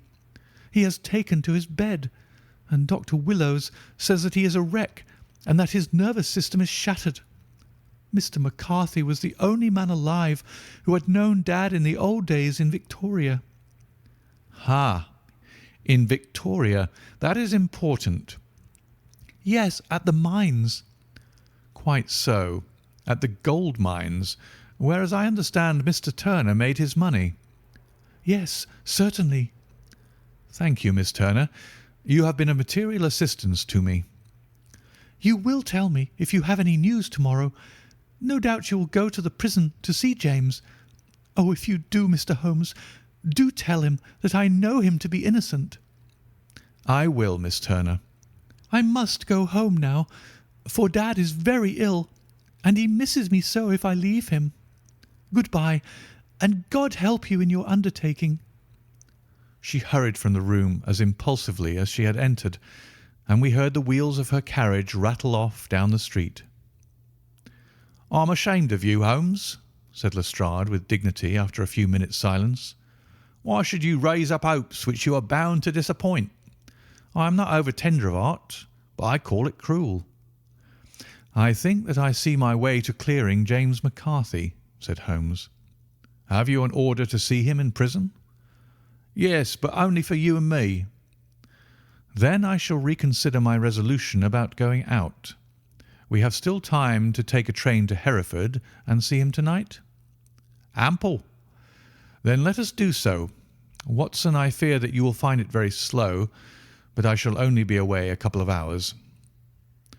I walked down to the station with them, and then wandered through the streets of the little town, finally returning to the hotel, where I lay upon the sofa and tried to interest myself in a yellow-backed novel. The puny plot of the story was so thin, however, when compared to the deep mystery through which we were groping, and I found my attention wander so continually from the action to the fact, that I at last flung it across the room and gave myself entirely to a consideration of the events of the day. Supposing that this unhappy young man's story were absolutely true, then what hellish thing, what absolutely unforeseen and extraordinary calamity could have occurred between the time when he parted from his father and the moment when, drawn back by his screams, he rushed into the glade? It was something terrible and deadly. What could it be? Might not the nature of the injuries reveal something to my medical instincts? I rang the bell and called for the weekly county paper, which contained a verbatim account of the inquest. In the surgeon's deposition It was stated that the posterior third of the left parietal bone and the left half of the occipital bone had been shattered by a heavy blow from a blunt weapon. I marked the spot upon my own head. Clearly such a blow must have been struck from behind.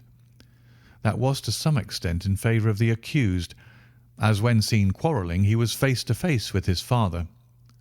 Still, it did not go for very much, for the older man might have turned his back before the blow fell. Still, it might be worth while to call Holmes' attention to it. Then there was the peculiar dying reference to a rat. What could that mean? It could not be delirium. A man dying from a sudden blow does not commonly become delirious. No, it was more likely to be an attempt to explain how he met his fate. But what could it indicate? I cudgelled my brains to find some possible explanation, and then the incident of the grey cloth seen by young McCarthy. If that were true, the murderer must have dropped some part of his dress, presumably his overcoat, in his flight, and must have had the hardihood to return and to carry it away at the instant when the son was kneeling with his back turned, not a dozen paces off. What a tissue of mysteries and improbabilities the whole thing was! I did not wonder at Lestrade's opinion, and yet I had so much faith in Sherlock Holmes' insight that I could not lose hope as long as every fresh fact seemed to strengthen his conviction of young McCarthy's innocence. It was late before Sherlock Holmes returned. He came back alone, for Lestrade was staying in lodgings in the town. "The glass still keeps very high," he remarked as he sat down. "It is of importance that it should not rain before we are able to go over the ground. On the other hand, a man should be at his very best and keenest for such nice work as that, and I did not wish to do it when fagged by a long journey. I have seen young McCarthy." "And what did you learn from him?" "Nothing." "Could he throw no light?" "None at all. I was inclined to think at one time that he knew who had done it and was screening him or her, but I am convinced now that he is as puzzled as everyone else. He is not a very quick-witted youth, though comely to look at, and I should think sound at heart." "I cannot admire his taste," I remarked, "if it is indeed a fact that he was averse to a marriage with so charming a young lady as this Miss Turner." "Ah, thereby hangs a rather painful tale.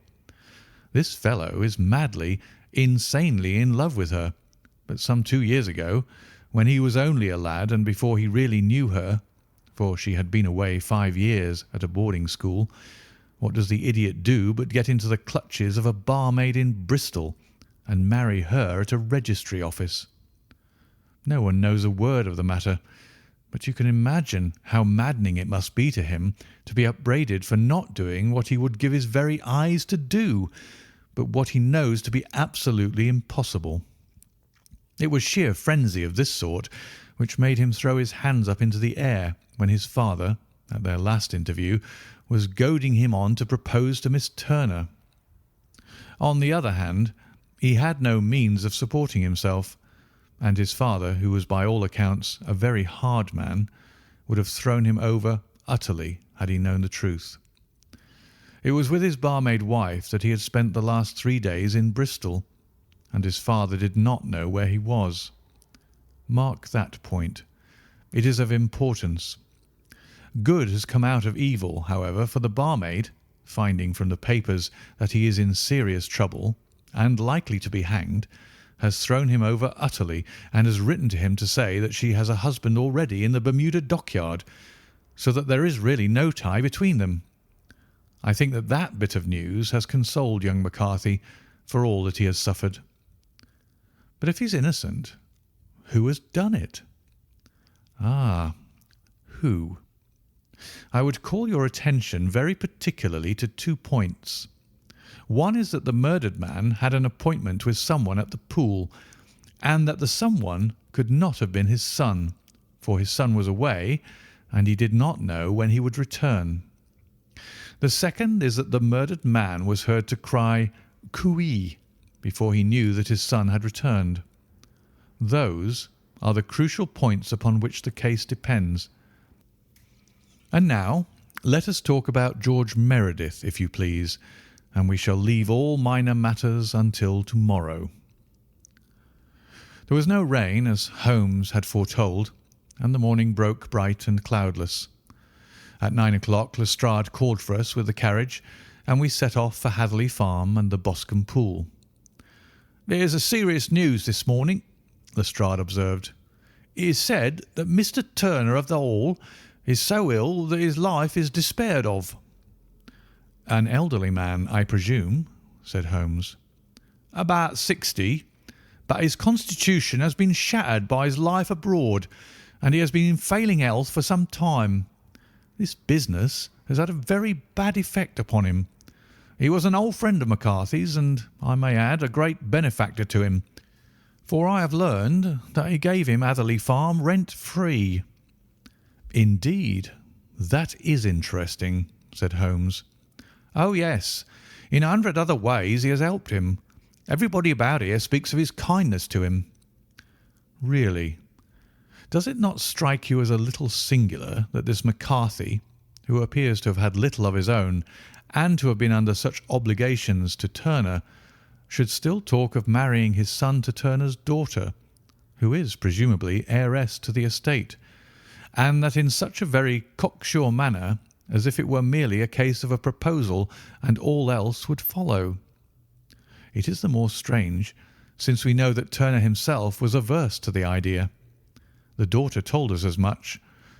Do you not deduce something from that?" "We have got to the deductions and the inferences," said Lestrade, winking at me. "I find it hard enough to tackle facts, Holmes, without flying away after theories and fancies." "You are right," said Holmes demurely. "You do find it very hard to tackle the facts. Anyhow, I have grasped one fact which you seem to find it difficult to get hold of," replied Lestrade with some warmth. "And that is?" "That McCarthy Senior met his death from McCarthy Junior, and that all theories to the contrary are the merest moonshine." "Well, moonshine is a brighter thing than fog," said Holmes, laughing. "But I am very much mistaken if this is not Hatherley Farm upon the left." "Yes, that is it." It was a widespread, comfortable-looking building, two-storied, slate-roofed, with great yellow blotches of lichen upon the grey walls. The drawn blinds and the smokeless chimneys, however, gave it a stricken look, as though the weight of this horror still lay heavy upon it. We called at the door, when the maid, at Holmes's request, showed us the boots which her master wore at the time of his death, and also a pair of the son's, though not the pair which he had then had. Having measured these very carefully from 7 or 8 different points, Holmes desired to be led to the courtyard, from which we all followed the winding track which led to Boscombe Pool. Sherlock Holmes was transformed when he was hot upon such a scent as this. Men who had only known the quiet thinker and logician of Baker Street would have failed to recognise him. His face flushed and darkened. His brows were drawn into 2 hard black lines, while his eyes shone out from beneath them with a steely glitter. His face was bent downward, his shoulders bowed, his lips compressed, and the veins stood out like whipcord in his long, sinewy neck. His nostrils seemed to dilate with a purely animal lust for the chase, and his mind was so absolutely concentrated upon the matter before him that a question or remark fell unheeded upon his ears, or, at the most, only provoked a quick, impatient snarl in reply. Swiftly and silently he made his way along the track which ran through the meadows, and so by way of the woods to the Boscombe Pool. It was damp, marshy ground, as is all that district, and there were marks of many feet, both upon the path and amid the short grass which bounded it on either side. Sometimes Holmes would hurry on, sometimes stop dead, and once he made quite a little detour into the meadow. Lestrade and I walked behind him, the detective indifferent and contemptuous, while I watched my friend with the interest which sprang from the conviction that every one of his actions was directed towards a definite end. The Boscombe Pool, which is a little reed-girt sheet of water some 50 yards across, is situated at the boundary between the Hatherley Farm and the private park of the wealthy Mr. Turner. Above the woods which lined it upon the farther side, we could see the red, jutting pinnacles which marked the site of the rich landowner's dwelling. On the Hatherley side of the pool the woods grew very thick, and there was a narrow belt of sodden grass 20 paces across between the edge of the trees and the reeds which lined the lake. Lestrade showed us the exact spot at which the body had been found, and indeed so moist was the ground that I could plainly see the traces which had been left by the fall of the stricken man. To Holmes, as I could see by his eager face and peering eyes, very many other things were to be read upon the trampled grass. He ran round like a dog who is picking up a scent, and then turned upon my companion. "What did you go into the pool for?" he asked. "I fished about with a rake. I thought there might be some weapon or other trace. But how on earth—" "Oh, tut, tut! I have no time. That left foot of yours with its inward twist is all over the place. A mole could trace it, and there it vanishes among the reeds. Oh, how simple it would all have been had I been here before they came like a herd of buffalo and wallowed all over it. Here is where the party with the lodge keeper came, and they have covered all tracks for 6 or 8 feet round the body. But here are 3 separate tracks of the same feet." He drew out a lens and lay down upon his waterproof to have a better view, talking all the time, rather to himself than to us. "These are young McCarthy's feet. Twice he was walking, and once he ran swiftly, so that the soles are deeply marked and the heels hardly visible. That bears out his story. He ran when he saw his father on the ground. Then here are the father's feet as he paced up and down. What is this, then? It is the butt end of the gun as the son stood listening. And this? Ha! Ha! What have we here? Tiptoes? Tiptoes? Square, too, quite unusual boots. They come, they go, they come again. Of course, that was for the cloak. Now, where did they come from?" He ran up and down, sometimes losing, sometimes finding the track, until we were well within the edge of the wood and under the shadow of a great beech, the largest tree in the neighbourhood. Holmes traced his way to the farthest side of this and lay down once more upon his face with a little cry of satisfaction. For a long time he remained there, turning over the leaves and dried sticks, gathering up what seemed to me to be dust into an envelope, and examining with his lens not only the ground but even the bark of the tree as far as he could reach. A jagged stone was lying among the moss, and this also he carefully examined and retained. Then he followed a pathway through the wood until he came to the high road where all traces were lost. "It has been a case of considerable interest," he remarked, returning to his natural manner. "I fancy that this grey house on the right must be the lodge. I think that I will go in and have a word with Moran, and perhaps write a little note. Having done that, we may drive back to our luncheon. You may walk to the cab, and I shall be with you presently." It was about 10 minutes before we regained our cab and drove back into Ross, Holmes still carrying with him the stone which he had picked up in the wood. "This may interest you, Lestrade," he remarked, holding it out. "The murder was done with it." "I see no marks." "There are none." "How do you know, then?"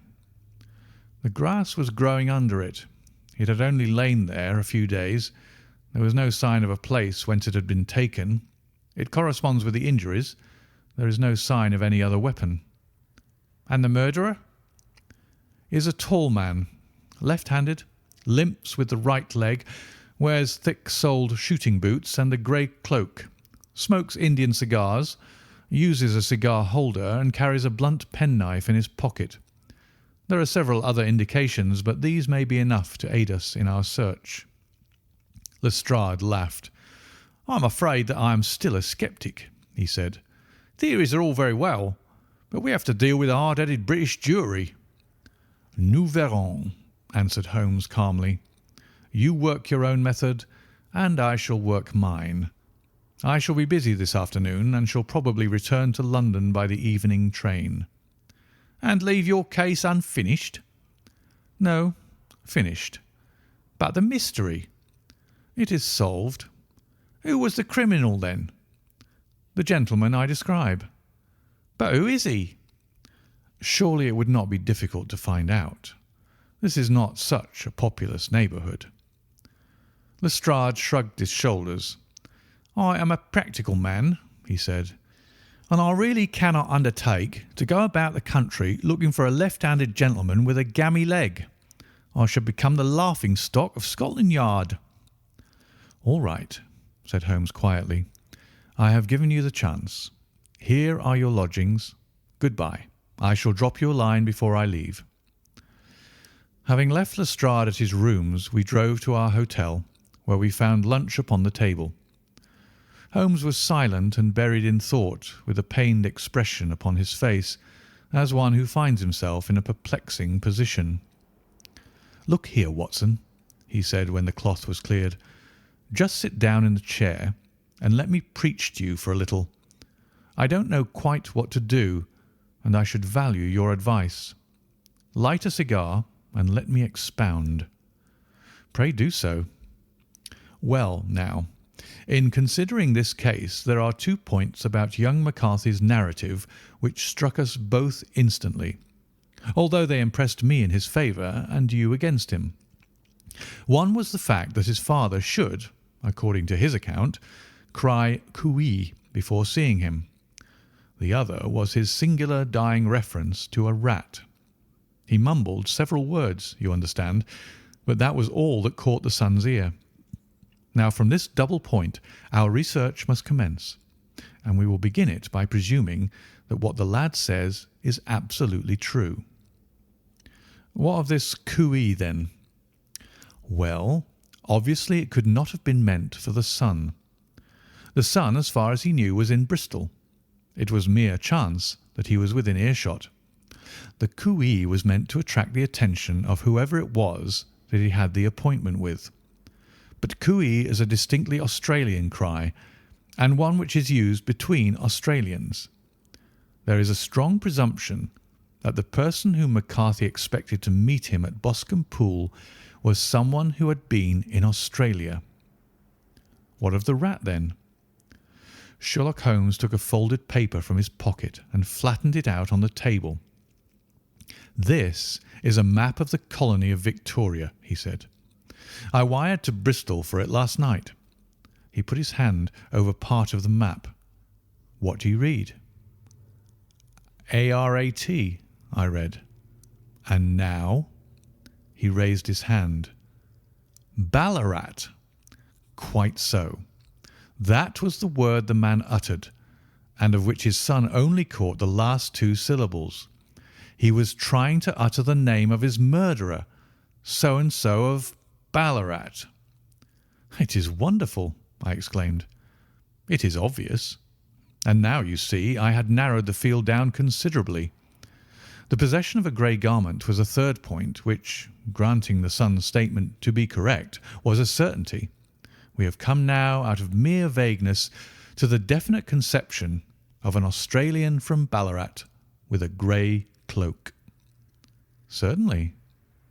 "And one who was at home in the district, for the pool can only be approached by the farm or by the estate, where strangers could hardly wander." "Quite so. Then comes our expedition of to-day. By an examination of the ground I gained the trifling details which I gave to that imbecile Lestrade as to the personality of the criminal." "But how did you gain them?" "You know my method. It is founded upon the observation of trifles. His height I know that you might roughly judge from the length of his stride. His boots, too, might be told from their traces." "Yes, they were peculiar boots." "But his lameness?" "The impression of his right foot was always less distinct than his left. He put less weight upon it. Why? Because he limped. He was lame." "But his left-handedness?" "You were yourself struck by the nature of the injury as recorded by the surgeon at the inquest. The blow was struck from immediately behind, and yet was upon the left side. Now, how can that be unless it were by a left-handed man? He had stood behind that tree during the interview between the father and son. He had even smoked there. I found the ash of a cigar, which my special knowledge of tobacco ashes enables me to pronounce as an Indian cigar. I have, as you know, devoted some attention to this, and written a little monograph on the ashes of 140 different varieties of pipe, cigar, and cigarette tobacco. Having found the ash, I then looked round and discovered the stump among the moss, where he had tossed it. It was an Indian cigar of the variety which are rolled in Rotterdam. And the cigar holder? I could see that the end had not been in his mouth. Therefore he used a holder. The tip had been cut off, not bitten off, but the cut was not a clean one, so I deduced a blunt penknife. "Holmes," I said, "you have drawn a net round this man from which he cannot escape, and you have saved an innocent human life as truly as if you had cut the cord which was hanging him. I see the direction in which all this points. The culprit is—" "Mr. John Turner," cried the hotel waiter, opening the door of our sitting-room and ushering in a visitor. The man who entered was a strange and impressive figure. His slow, limping step and bowed shoulders gave the appearance of decrepitude, and yet his hard, deep-lined, craggy features and his enormous limbs showed that he was possessed of unusual strength of body and of character. His tangled beard, grizzled hair, and outstanding, drooping eyebrows combined to give an air of dignity and power to his appearance. But his face was of an ashen white, while his lips and the corners of his nostrils were tinged with a shade of blue. It was clear to me at a glance that he was in the grip of some deadly and chronic disease. "Pray, sit down on the sofa," said Holmes gently. "You had my note?" "Yes. The lodge-keeper brought it up. You said that you wished to see me here to avoid scandal." "I thought people would talk if I went to the hall." "And why did you wish to see me?" He looked across at my companion with despair in his weary eyes, as though his question was already answered. "Yes," said Holmes, answering the look rather than the words. "It is so. I know all about McCarthy." The old man sank his face in his hands. "God help me," he cried, "but I would not have let the young man come to harm. I give you my word that I would have spoken out if it went against him at the assizes." "I am glad to hear you say so," said Holmes gravely. "I would have spoken now had it not been for my dear girl. It would break her heart. It will break her heart when she hears what I am arrested." "It may not come to that," said Holmes. "What?" "I am no official agent. I understand that it was your daughter who required my presence here, and I am acting in her interests. Young McCarthy must be got off, however." "I am a dying man," said old Turner. "I have had diabetes for years. My doctor says it is a question whether I shall live a month. Yet I would rather die under my own roof than in a jail." Holmes rose and sat down at the table with his pen in his hand and a bundle of paper before him. "Just tell us the truth," he said. "I shall jot down the facts. You will sign it, and Watson here can witness it. Then I could produce your confession at the last extremity to save young McCarthy. I promise you that I shall not use it unless it is absolutely needed." "It is as well," said the old man. "It's a question whether I shall live to the assizes, so it matters little to me. But I should wish to spare Alice the shock, and now I will make the thing clear to you. It has been a long time in the acting, but will not take me long to tell. You didn't know this dead man, McCarthy. He was the devil incarnate. I tell you that. God keep you out of the clutches of such a man as he. His grip has been upon me these 20 years, and he has blasted my life. I'll tell you first how I came to be in his power. It was in the early 60s at the diggings. I was a young chap then, hot-blooded and reckless. ready to turn my hand at anything. I got among bad companions, took to drink, had no luck with my claim, took to the bush, and, in a word, became what you call over here a highway robber. There were 6 of us, and we had a wild, free life of it, sticking up a station from time to time or stooping the wagons on the road to the diggings. Black Jack of Ballarat was the name I went under, and our party is still remembered in the colony as the Ballarat Gang. One day a gold convoy came down from Ballarat to Melbourne, and we lay in wait for it and attacked it. There were 6 troopers and 6 of us, so it was a close thing, but we emptied 4 of their saddles at the first volley. 3 of our boys were killed, however, before we got the swag. I put my pistol to the head of the wagon driver, who was this very man McCarthy. I wished to the Lord that I had shot him then, but I spared him, though I saw his wicked little eyes fixed on my face, as though to remember every feature. We got away with the gold, became wealthy men, and made our way over to England without being suspected. There I parted from my old pals and determined to settle down to a quiet and respectable life. I bought this estate, which chanced to be in the market, and I set myself to do a little good with my money, to make up for the way in which I had earned it. I married too, and though my wife died young, she left me my dear little Alice. Even when she was just a baby, her wee hands seemed to lead me down the right path as nothing else has ever done. In a word, I turned over a new leaf and did my best to make up for the past. All was going well when McCarthy laid his grip upon me. I had gone up to town about an investment, and I met him in Regent Street with hardly a coat to his back or a boot to his foot. "Here we are, Jack," says he, touching me on the arm. "We'll be as good as a family to you. There's 2 of us, me and my son, and you can have the keeping of us. If you don't, it's a fine, law-abiding country is England, and there's always a policeman within hail." Well, down they came to the West Country. There was no shaking them off, and there they have lived rent-free on my best land ever since. There was no rest for me, no peace, no forgetfulness.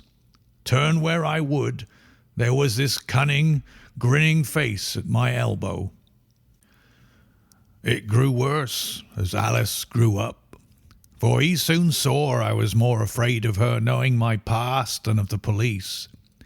Whatever he wanted he must have, and whatever it was I gave him without question. Land, money, houses, until at last he asked a thing which I could not give. He asked for Alice. His son, you see, had grown up, and so had my girl, and as I was known to be in weak health, it seemed a fine stroke to him that his lad should step into the whole property. But there I was firm. I would not have his cursed stock mixed with mine. Not that I had any dislike to the lad, but his blood was in him, and that was enough. I stood firm. McCarthy threatened. I braved him to do his worst. We were to meet at the pool midway between our houses to talk it over. When I went down there I found him talking with his son, so I smoked a cigar and waited behind a tree until he should be alone. But as I listened to his talk, all that was black and bitter in me seemed to come uppermost. He was urging his son to marry my daughter, with as little regard for what she might think as if she were a slut from off the streets. It drove me mad to think that I and all that I held most dear should be in the power of such a man as this. Could I not snap the bond? I was already a dying and a desperate man, though clear of mind and fairly strong of limb. I knew that my own fate was sealed, but my memory and my girl, both could be saved if I could but silence that foul tongue. I did it, Mr. Holmes. I would do it again. Deeply as I have sinned, I have led a life of martyrdom to atone for it. But that my girl should be entangled in the same meshes which held me was more than I could suffer. I struck him down with no more compunction than if he had been some foul and venomous beast. His cry brought back his son, but I had gained the cover of the wood, though I was forced to go back to fetch the cloak which I had dropped in my flight. That is the true story, gentlemen, of all that occurred." "Well, it is not for me to judge you," said Holmes, as the old man signed the statement which had been drawn out. "I pray that we may never be exposed to such temptation." "I pray not, sir. And what do you intend to do?" "In view of your health, nothing.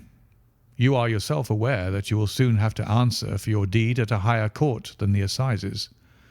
I will keep your confession, and if McCarthy is condemned, I shall be forced to use it. If not, it shall never be seen by mortal eye, and your secret, whether you be alive or dead, shall be safe with us." "Farewell, then," said the old man solemnly.